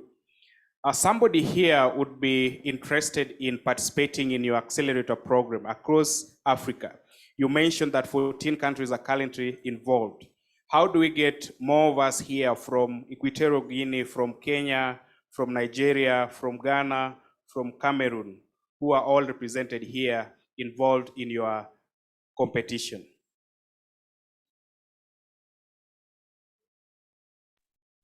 Thank you so much, Philip. So the call for our innovators typically go out about maybe July of each year, and there's a process for it. It's a very competitive pool and a very small class of people annually. So you really have to meet the criteria. But first of all, you need to be young. You need to be between ages 18 to 35 to begin to think about applying. But even more importantly, excuse me, is that you should have an initiative that has taken off. So it's not an idea, it's not something you're still thinking about or tinkering with, but something that has really taken off and has got sustainability, embedded within it. And that's something that can also get you in the way as soon as you find the call for application. We've closed the shop for this year, and that's segueing into our conference that is coming up in October. So for those who have interest in even meeting like-minded entrepreneurs, social innovators in Nigeria and Africa, the conference is a perfect opportunity to start that journey. And I think in that conference, we might be able to put information around the next call. And so be the first to hear about it. If you join the SIPA conference, you can find information on our website regarding the conference. We are talking about disruptive leadership this year. And it's going to be very exciting to talk about what young people are doing in Nigeria and Africa at large, innovation at its peak, how young people are disrupting, how we are looking at leadership at a different lens. And then you can join, if you scale through the process, join the fellowship and qualify for more prizes. What we also do for every year is to find the most outstanding innovators, people who have grown from point A to B. At the end of the fellowship, we evaluate how much they've grown, and that allows them to even qualify for maybe some few thousands of dollars. I can't say the amount in dollars now because I'm not sure about it specifically, but every year there's money, there is financing for our innovators because we want to encourage them to keep pushing for the change they want to see in the world, to keep persevering and being resilient and even transcending into transilience in our own way. We think that young people need the platform, resources, policies, and that will accelerate their growth and the growth of their own communities by their direct involvement. And that's why we are committing not just our resources into it, but also mobilizing more funds to ensure that young people have access into the program, the accelerator program, into the conference that we set up to hear more about the best practices when you think about global positioning and global best practices, and so much more that we talk about when we examine the work that we do with the social entrepreneurs. Thank you very much, Edie. You can be sure that I'm going to come to you one more time as you make your closing remarks. But again, just to help us know how young people can plug into your conference that is coming up. Again, thank you very much for the good work you do in Nigeria and across Africa. Eric, just in brief, we've heard about accelerator programs, and it would be interesting to advise or support somebody listening to you from this other end. Is it necessary for a startup to join an incubation program? And what sort of help would they get? Thank you, Philip. What accelerators or incubators do is to provide a startup with opportunities to access capacity, mostly, so that then you can leapfrog your idea or your startup. So it's advisable, and I think we are now growing across the country through ASEC. I think Frederick mentioned about this. Frederick, I think every county now has some sort of hub across. So please, if you could just go check out on the internet about ASEC, you'll be able to find out a hub that is nearest you, and you can be able to pop in and get assistance. They have different business models, but you'll be able to go there and get assistance. But beyond this, Philip, if you allow me, I wanted to mention some of the quick things that people here can start thinking about. And I saw my Philip Gibson coming in here. Gibson leads the Kenya Resilience Program, and they do support startups. So Gibson, please, if you can just wave your hand so that any young person here who could be wanting to see you and they need support is one of the persons who support resilience-based startups or innovations. You can talk to him. But beyond that, I wanted to mention something about what Waziri mentioned, and you can write this one down, please. Financing locally led climate community actions, FLOCA. It's a mechanism of the national government to fund businesses, and it's going to be based at the world level. So please go read that and plug in from the world level and see when it's going to coming out. I repeat, financing locally led climate community actions, FLOCA program by the Treasury, Ministry of Finance, and it will be distilled all the way to the world program to support green businesses. So that's an opportunity. And then we have UNICEF launched a program called Big Green, and where they'll be supporting about 2,000 young persons who have ideas in the green economy. Watch out that it's coming up. All you have to do is just send an SMS to what's the code? 2024, the word green, you'll be able to get more information. The Presidential Innovation Program that was launched by the Minister of Sports. If you have an innovation, please go on there, submit it, it will be recognized. Finally, we'll have the Kenya Innovation Week in November 27th to 1st of December, Commonwealth Edition. Is yet another platform for anyone of you who has an idea that you want to showcase or participate in that global program to get more information. As Phillips comes back, the challenge of how to support startups, Kenya Innovation Week is developing what we call a maturity index. So that if your startup is 0 to 1 years, really that government should be able to come and support it, because then there's possibly no much return expected from such. So matching your level of maturity to potential funders or investors is something that is being worked on from Kenya Innovation Agency level. Thanks, Philip. Thank you very much, Eric. That was important. And FLOCA is worth 7 billion and more. Allow me to take an interlude now to introduce a good audience all the way from Cameroon. And I want to allow Mr. Mukhtar to give that opportunity to our guest from Cameroon. Yes, actually I was very impressed.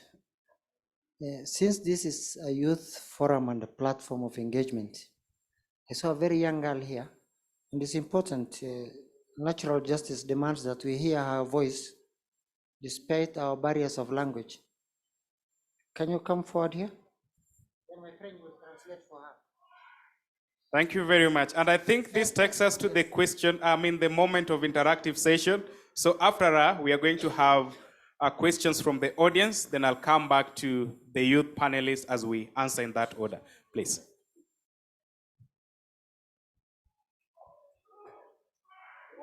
He's not a French translator. Do we have a French translator here? Okay, so just like you've been listening to, they've been listening to us, okay? Go on. Bonjour à toutes et à tous.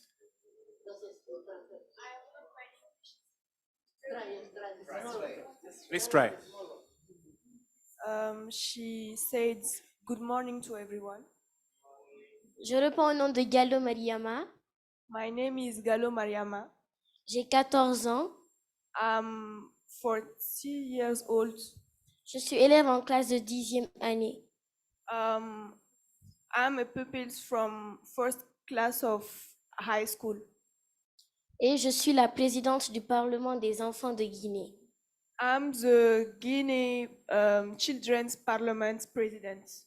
Alors, d'abord, je voudrais vous remercier pour l'invitation de nous avoir invités à ce sommet sur le climat.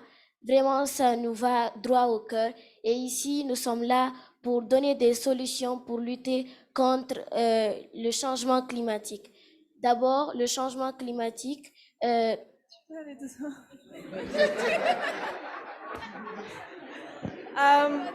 We are really enjoyed and grateful to be here. Thanks for the invitation. And if you are here together, it's to give solutions about climate change all together.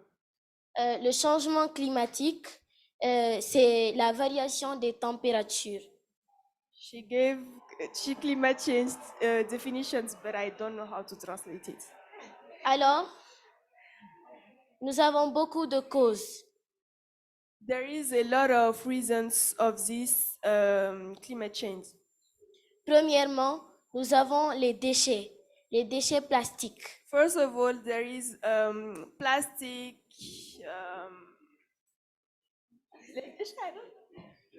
Plastic. Les conséquences. Plastic pollution.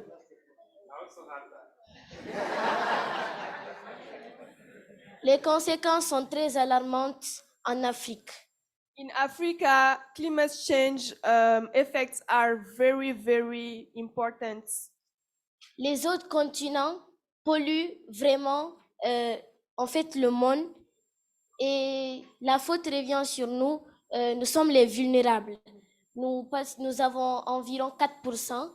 Et ça s'abat en plein fouet sur nous, en fait.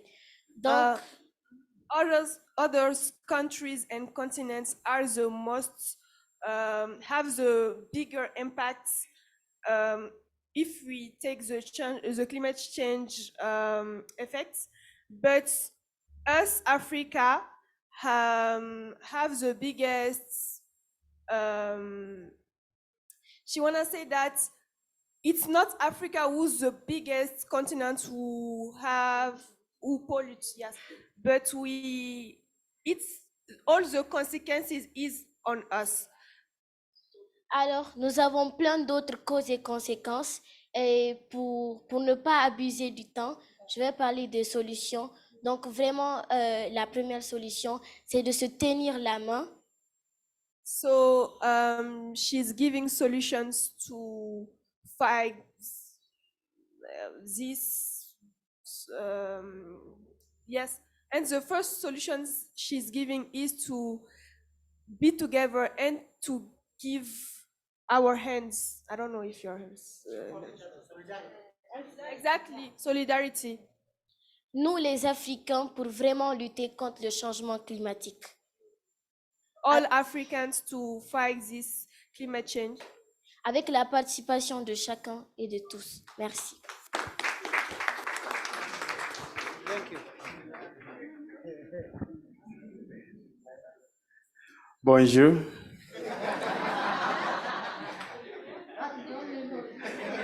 Je m'appelle Philippe Pande, and I'm not responsible to you not knowing French, but I'm responsible to me learning French from today because I'm challenged that I can't be able to translate French to my audience. My apologies that you've not been taken care of properly. We hope that next time, in our next session, we'll have a translator.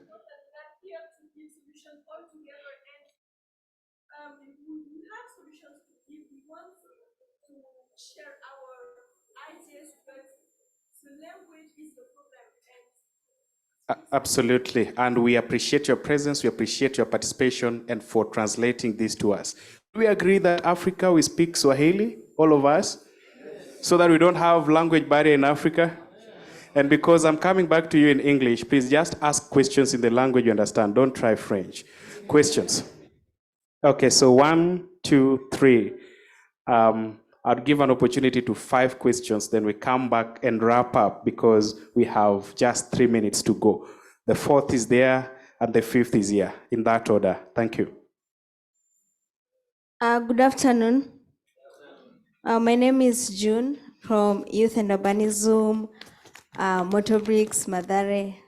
My question is from the government official. So when you talk about climate action, there is an aspect of climate justice that comes with it. And there's a lot of conversation that as much as young people are doing a lot of things to curb into climate change and to fight the climate impacts. There is the fact that there's a lot that the government needs to do in terms of changing the system so that whatever the young people are doing can be tunnels, because we can do, as much as we can do a lot of things, there's a lot of limitations in terms of reaching the government and getting the finances. And yesterday I managed to watch the news on the first day of African Climate Week, and there were questions on, I'm glad that the current government is applauding the green as talking and also challenging the themes of climate change, but there's an aspect of, is it just talks or there is action? I saw the president came in with an electric vehicle, but the CS cabinets that followed, all the vehicles were, like, they did not emulate what the president is. So the question is the climate justice being applauded by the government official, or the young people are just making noise and there is no action? Thank you. Thank you very much. June, is it action or just talk? That was the second person. Okay, thanks. I think I'm tall enough. I would just sit. So I'm Kennedy Sankara. I believe all of you know me. My question goes to my friend, the Honorable Cabinet Secretary from Mombasa. You know, being a leader in Kenya is not easy. So when you are one, please allow me to address you as an honorable. So my question is, there's a comment and a question.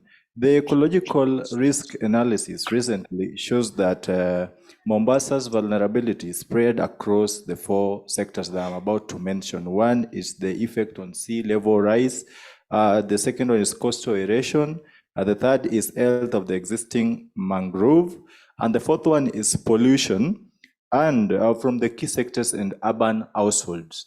Personally, I'm a frequent visitor of Mombasa, though my hometown is in Kisumu. The asshole zone is Nairobi, and the leisure point is in Mombasa, the chill zone. So, whenever I come to Mombasa, on the solid waste management, that's where I dwell. Sorry, do I continue? So my point was on solid waste management. When you visit Mombasa around VOK grounds in Nyali, I specifically visit Nyali.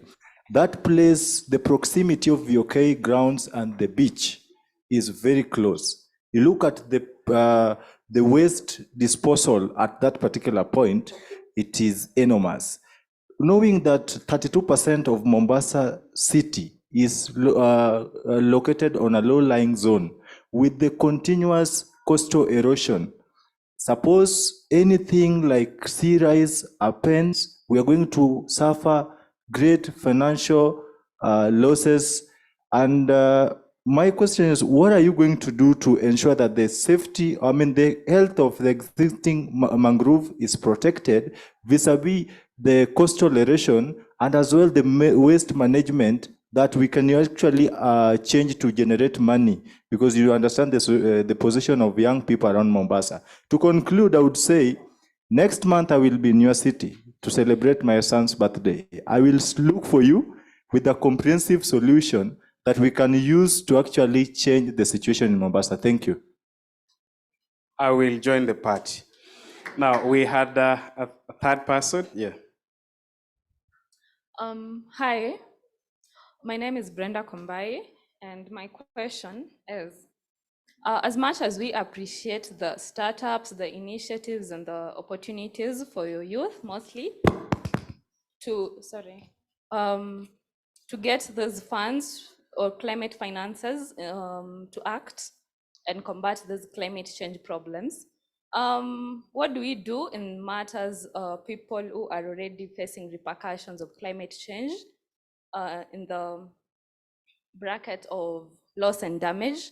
How do we ensure they are upscaled and they are uplifted for them to also compete for these initiatives and startup funds equally with other youths who have not been exposed yet to the effects of climate change?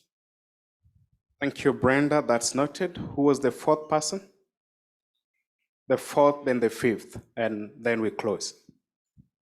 Well, thank you very much. By name, I'm known as Onyango Lennox Ndeda.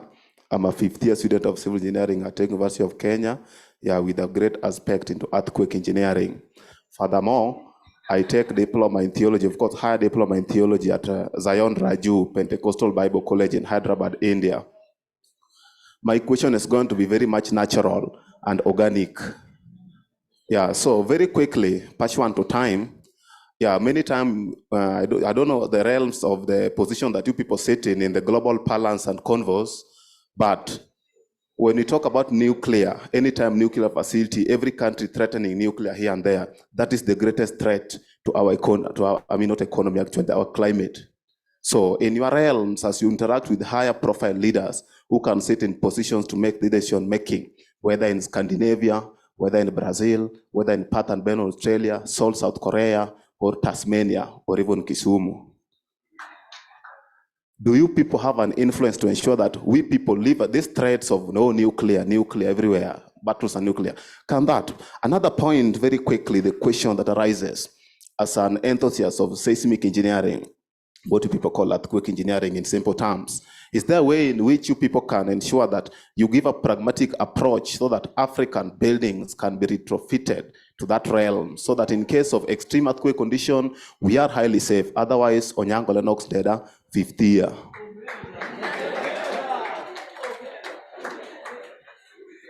Lennox has confused me. I don't know whether the panelists would be able to respond to those questions. Last one. Okay, good afternoon, everyone. I'm James Waichoka, an air quality practitioner and also a GIS and remote sensing enthusiast. My question is very specific as a researcher. I would like to know, as much as we have a number of solutions, mine is we usually look at evidence-based, yes, you have the solution, but to what extent have you been able to mitigate? If it's that carbon. Yesterday, I was trying to do a habitat assessment for a particular ecosystem in our country. But I realized some data sets are not available, like carbon pools, and we have some REDD+ projects in our country that are taking place in Kasgau corridor, wildlife corridor. There are some very good interventions. So I would like to know, why don't we make these data sets available so that we can be able to help our communities curb some of these challenges in matters pertaining climate change? Let's not make life so difficult. Thank you. Thank you. Let's not make life so difficult. And we keep talking about simplifying the language of science, the language of climate change, and all that. That has been spoken about since the beginning. I took an interlude to take the questions, and I would want to do justice to the two young panelists. Please take this opportunity to once more encourage your colleagues on this other end as you respond to the questions, because this would also work as the closing remarks for the panelists. I start with Edwin.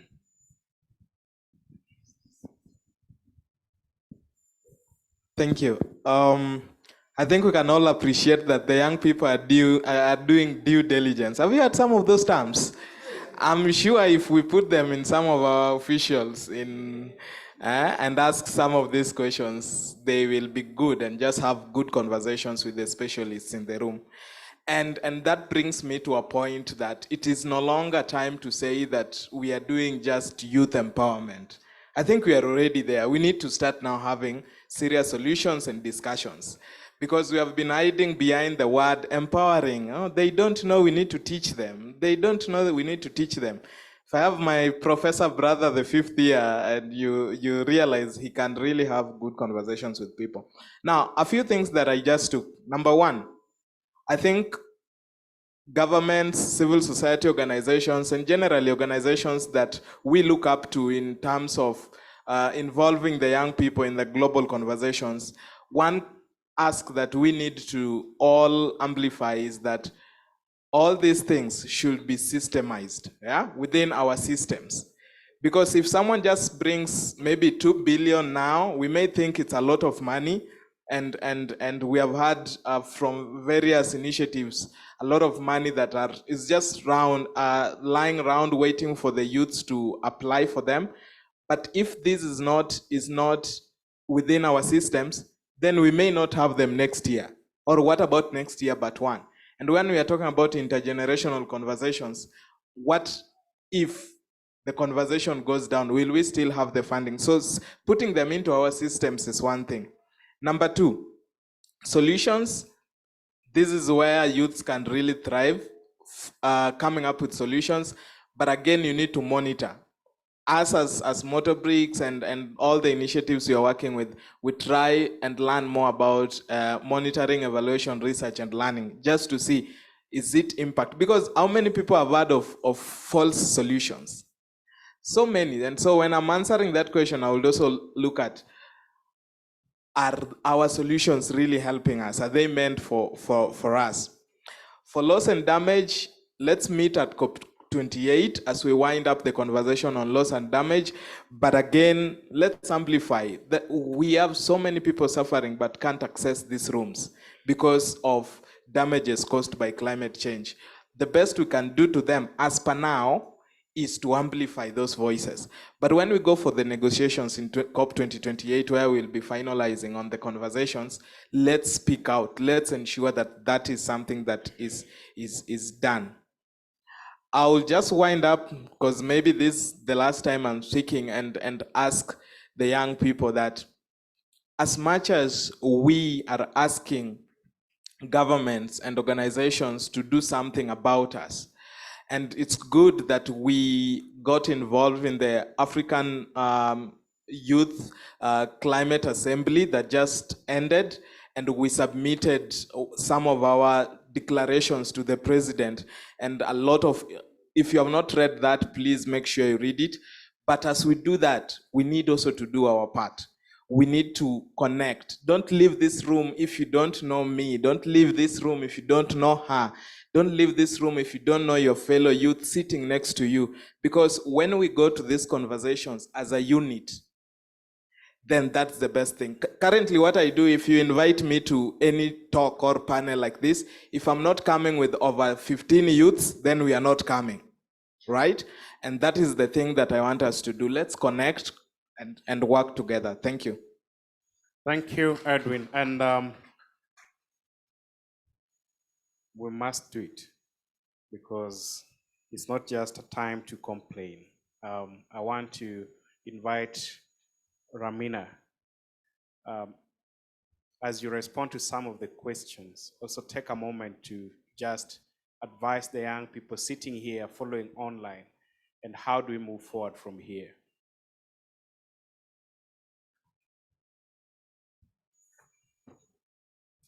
Maybe I'd like to address the issue on the loss and damage. I think it's really critical. And the fact that a lot of youths, especially last year, were fighting for the loss and damage finance to be settled at the COP27, which was really a hard task. But we really appreciate the leaders who were there, who managed to negotiate on our behalf. Although that's not the last step. With the SB 58, they were looking into getting a host for the loss and damage fund. So I think with the COP28, we can get to see what will happen. So for us right now, we're just holding to our hopes and lacks that this will be considered on 11th and 12th December, because that's when the last negotiations are taking place.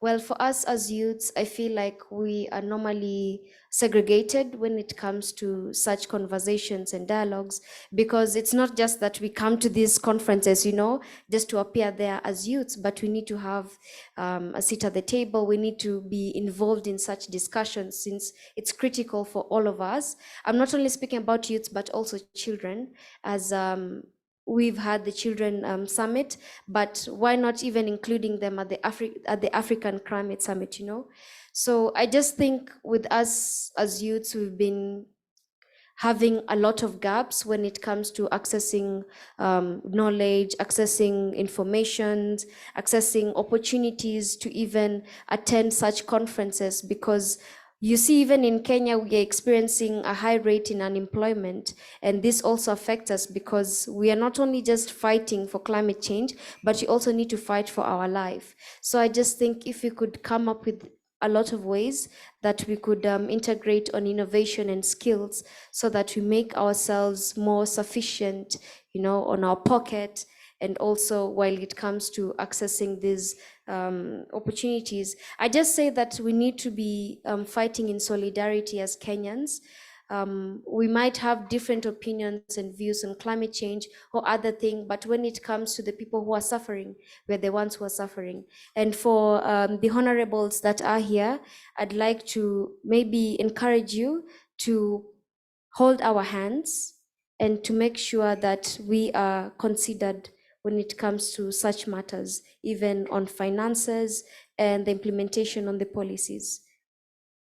Yeah, for the children, I think there's one of the child over here, but we also had some children. I just like to encourage you that it might be so hard for us as with our age that we get to be looked down upon, but I would like to say that you just do you and do what you have passion for, because the earth is looking on you, because we normally say that the earth, we are living on the earth and we need to look after it because it's our home. We don't want to live in mass. So we better be doing something right now than being sorry.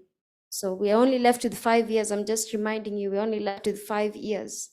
So let's do what we have to do to make sure that we do not go to another planet, and to make sure that our leaders have maintained their promises that they have made. Thank you. 5 years to go. Do what you can do. Do what you can do now. Edie, I'm sure you're still online, and I want to return to you at this time to ask that if you have a moment, please respond to some of the questions that were put, if any touched on your work, but also use the moment to advise us on how to plug into the Leap Africa's conference that is coming up. Thank you. Thank you so much. I'm not sure anybody is going to try to respond to the question on the nuclear powers and the nuclear wars and the nuclear energy, but those are very tough questions. And thank you. Can you hear me? Yes, we can. Proceed. Thank you. I think I'm going to summarize all my responses to address a couple of the questions without meaning to call out anyone. The first one is active citizenship. So when we think about not allowing the government to just share their plans with us, the people, the citizens also need to do a bit of work. And that is the active citizenship bit of it, where they need to hold them accountable. When we talk about saving the planet and taking climate actions and ensuring that we are moving rapidly towards solving the gaps and closing the gaps that still exist in the SDGs, then the people, young people, need to be involved and invested. And I'm not just calling on young people now. When I speak about people, we're talking about all the demography of people that will benefit if we have a continent or a planet today. And so that element is very key.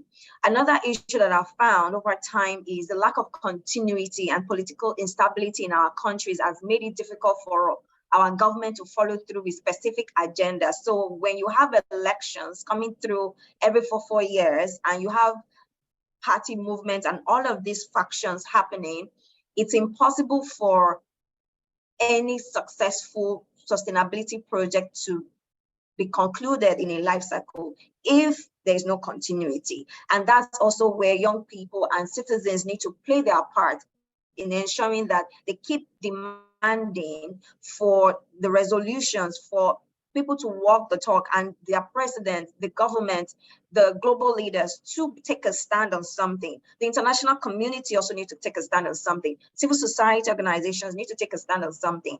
That way we are mobilizing directly into something. I believe it's good to have one big agenda that serves the good of everyone versus us doing different things at different points in time. So big one is continuity through active citizenship lens or active participation of the people. The second thing I will speak to is systems level approach. So we cannot look at the issues regarding climate change, climate action in isolation.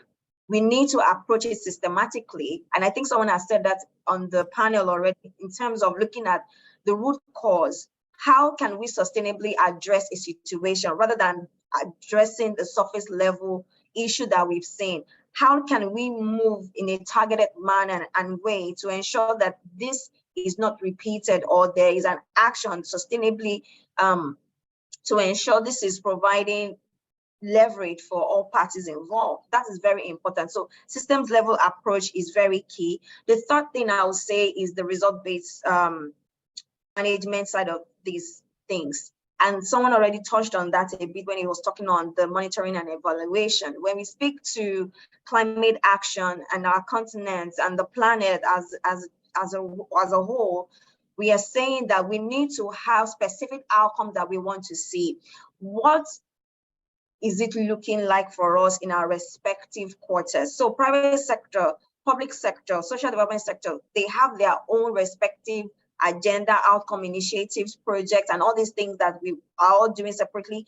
But remember, we need a tri-sector partnership, a tri-sector an holistic approach and management system that allows us to consolidate on these things, that is speaking to the solutions and the results and not just action. So taking it further. And I would also touch on localization. So the issues in Kenya, the issues in Zambia, the issue in Madagascar, the issue in Mauritius, or any other country, not specifically any of these ones that I've called on, need to still be localized. We cannot apply global solutions without looking at our immediate environment. So the UNGA is happening throughout this month, and there's a lot of conversation between global leaders, public sector leaders, in business, wherever, and they are all talking about the Sustainable Development Goals. They are talking about climate change, artificial intelligence, and emerging issues that we call the 21st century problems. But still, we need to begin to look at the solution that will come out of these discussions and localize them. That way, again, it underscores the previous points I've made. And as I close, and I think it's to connect some of us who are really excited about doing something right now. So the lady on the panel, I'm sorry I didn't get your name properly, she talked about transforming iSense into materials. We also have people within our network in the program I spoke of who are also using the iSense into materials. Imagine if we connect these two together and we're able to share and export goods and services across countries just because we found someone who is an expert in one or another that is willing to trade in another area. I believe this is going to unify the solutions that we are creating, and we don't have to rejig or refine the work super hard, because where your work starts is where someone else's stops, and where someone else's stops is where yours starts. So it's important that we make that connection. So if you want at any point in time to find a way to get invested and get introduced into the world of social innovation, social disruption, then feel free to call on Leap Africa. We can make those connections for you. Thank you so much for the opportunity, Philip, and to the organizers in general for having us today. Thank you very much, Edie, Leap Africa, Kehinde Ayemi, for staying with us to the tail end of this discussion. And I would come back to Eric in closing and in response to one of the questions. Thank you very much. There were many questions, and I think from even as I sit here and listened, one thing I come out of this place with is opportunity. Amidst all these challenges of climate justice by June, Sankara about the ecological issues at the coast, Brenda, those already affected, my friend with the nuclear stuff, and James, air quality practitioner. I pick one. James, I mentioned here that we support a startup that operates drones, and we recognize that data is an issue, and we know that data is the new business. So we've started crafting something, a platform that collects data, and we can work with you to co-create sensors that can aid in detecting some of the things that you want to pick up from the atmosphere, and then upload those things on a platform that can be accessed by many people, including the policy players. So My response to this is, amidst all these challenges, what opportunity are you seeing? And how can you turn the opportunity into something that earns you a livelihood? That's the challenge that I throw back to all of us. I've picked one. Thank you. Opportunities, a good way to wrap it up, Eric. I come to Waziri, CC in charge of climate change, Mombasa County. Emily, it's your time. Thank you, Philip. Mine was on the issue of solid waste in Mombasa, and I can confirm that my friend has not been in Mombasa for the last 8 months. Because there's no dam site in VOK, and we've actually closed almost 33 legal dam sites so far. A round of applause to Waziri and Mombasa County. Sankara, you need to visit more frequently.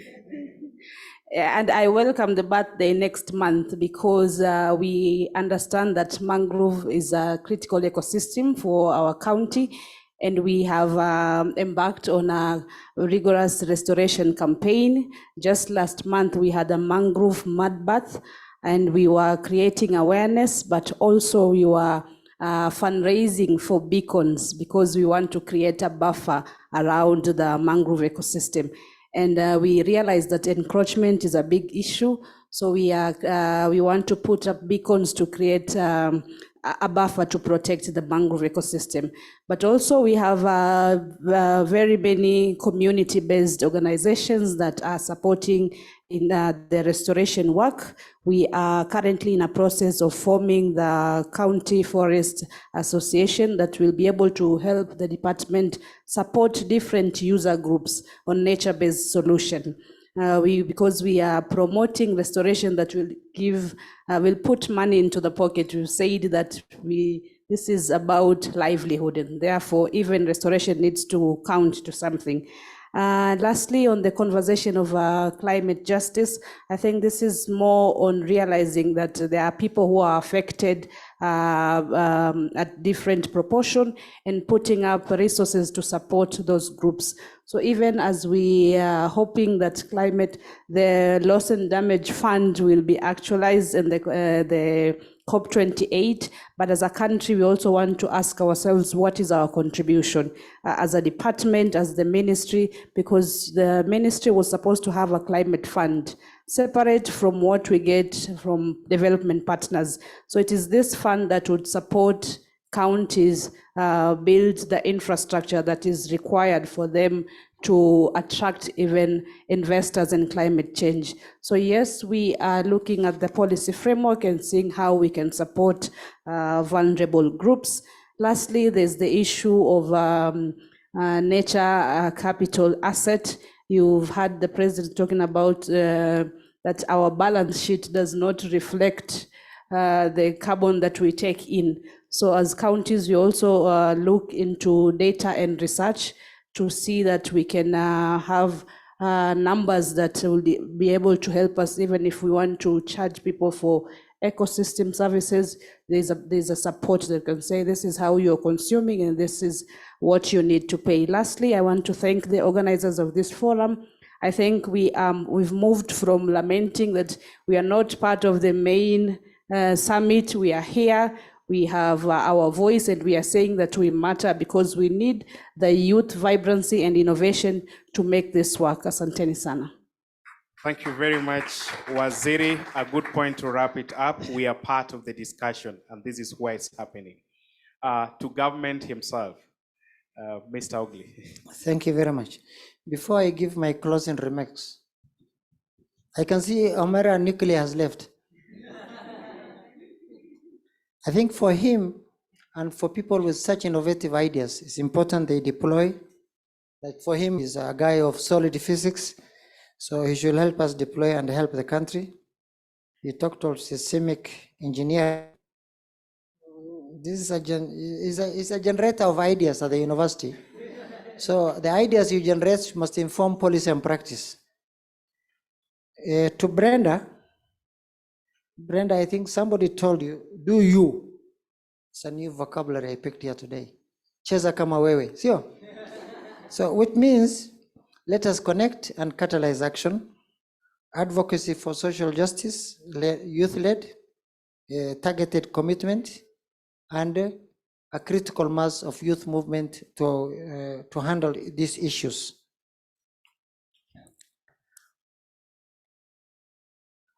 On my closing remarks, I want to acknowledge that this has been a very interactive session, and I would like to thank Philip and Eric for the invite, and also Alliance for Science. I think the nexus between youth, policy, and enablers will not have been a better mix. And you have seen the fireworks that have come here. But for me, after we have talked, after we have said all this, the question to ask, like any researcher, is so what? What is our next course of action? How can we make these forums, recommendations that you have had, to make a difference for you, so that next time when we meet, it makes a difference. Particularly examining the institutional relationship between public-private sector and youth presence, and framing our desired future. Kazi kwenu. Thank you very much.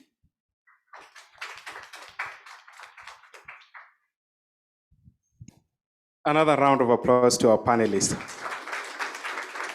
A good way to wrap it up, 25-year-old Mr. Ogle Mukhtar, the advisor to the President of Strategic Initiatives. Thank you very much for being part of our discussions this morning. Yeah, and for sure, we know that you're not 25, but you're 25 at heart. Now, we thank you, Executive Director, LEAP Africa, Ms. Kehinde Ayeni, for staying with us from 8:30 Nigerian time all the way to this time, 1:30 Kenyan time. So thank you, Waziri, County Executive Committee member in charge of climate change, Mombasa County, Ms. Emily Achieng. We thank you very much, Ramina Paulette, founder, Let Lake Victoria Breathe Again, the Climate Clock Ambassador, the only one in Kenya and in Sub-Saharan Africa. We thank you, founder, Motobricks, Edwin Odhiambo, who has been part of the discussion, fiery in all and every sense. Eric Nyamwaro, a great part of the ecosystem supporting innovations, incubation, and practically financing and leading or interacting with young people to get support in spaces where they could. Active citizen participation, ladies and gentlemen, that is the core thing we take away from this. Be ready. Financing does not find you without an idea, without a vehicle, without a solution. Systemic approach, and all solutions must be local for that matter. This has been the tripartite Youth Solutions Dialogue, hosted by Alliance for Science and convened by Forgotten Bottom Millions. I want to take this opportunity to once again thank all of you, and please give yourselves a round of applause one more. One more time for our panelists. I thank you very much. I want to invite the Chief of Staff, Alliance for Science, Mr. K, to present a gift to one of the panelists. I wish I could present one to each and every person. But because we've centered this around young people, it probably goes to the youngest. And I see Mr. Mukhtar is nodding. I have given something to Edwin, and that's mentorship. Edwin, there is no equal to mentorship, so that's what you get for the day. And of course, Eric is my colleague in the space. Sometimes we do a lot with him, including those other things. And Waziri is a boss, the boss is a boss. Thank you very much, and please, thank you for accepting to be part of us. Thank you, Philip. Thank you, everyone, and thank you for anyone who is listening online.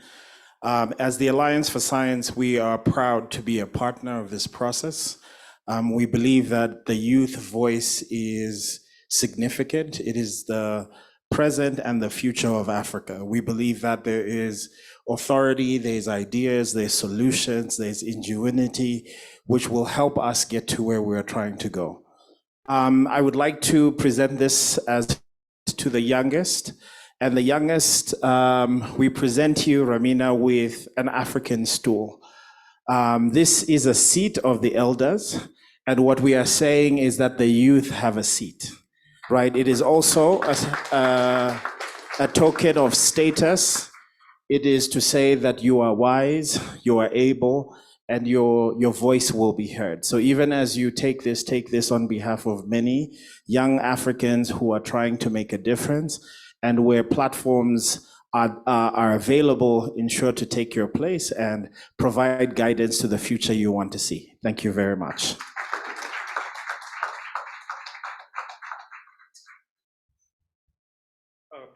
Thank you. And one good thing that we've done is we've extended by about 30 minutes so that you don't queue for food.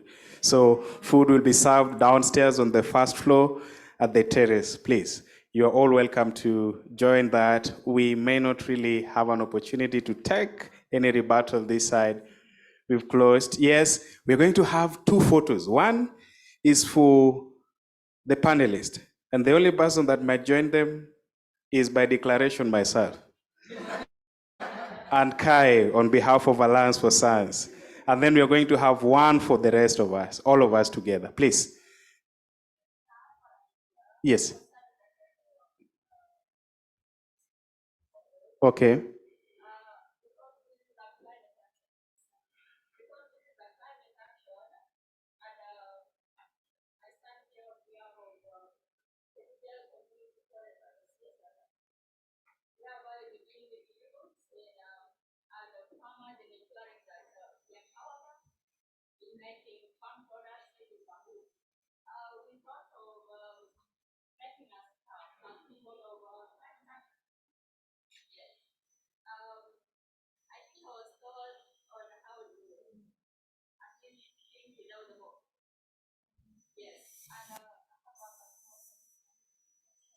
Okay. As that happens, let's take the first photo, the panelist. Then, wow, what a creativity. A round of applause to. Thank you. And the best is usually kept for last. I think this is the best. Kai, please join us. Angienda, Fred, please join us because you began the session. Thank you for this climate action. This would be symbolic.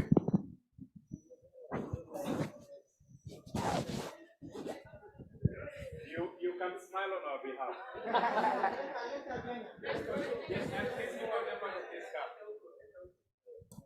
The rest, please smile for at least 1 minute.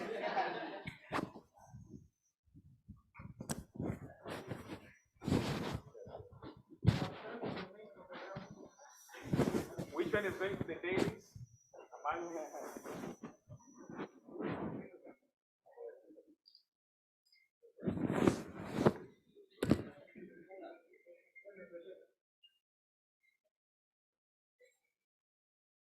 Thank you very much. The rest of us could join, as many as possible that could fit this space. John?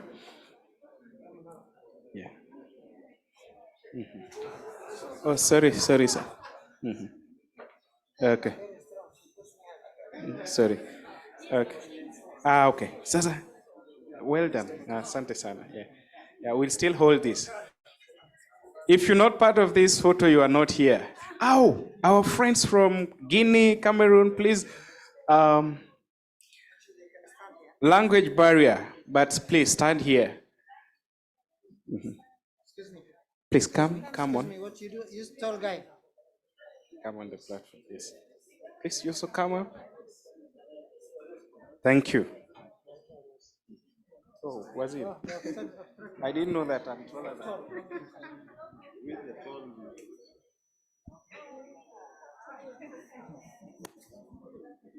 Now the cameraman could smile as we take this photo.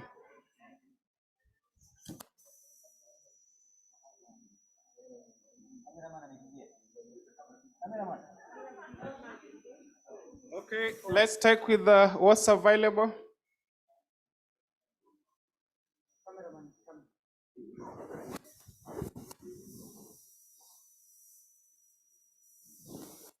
Any action, youth action. Well, youth are not dull people. Wakanda, let's do Wakanda. We are there. Okay, thank you very much, good people. Thanks for staying this long. Please don't queue for food because there will be no queue.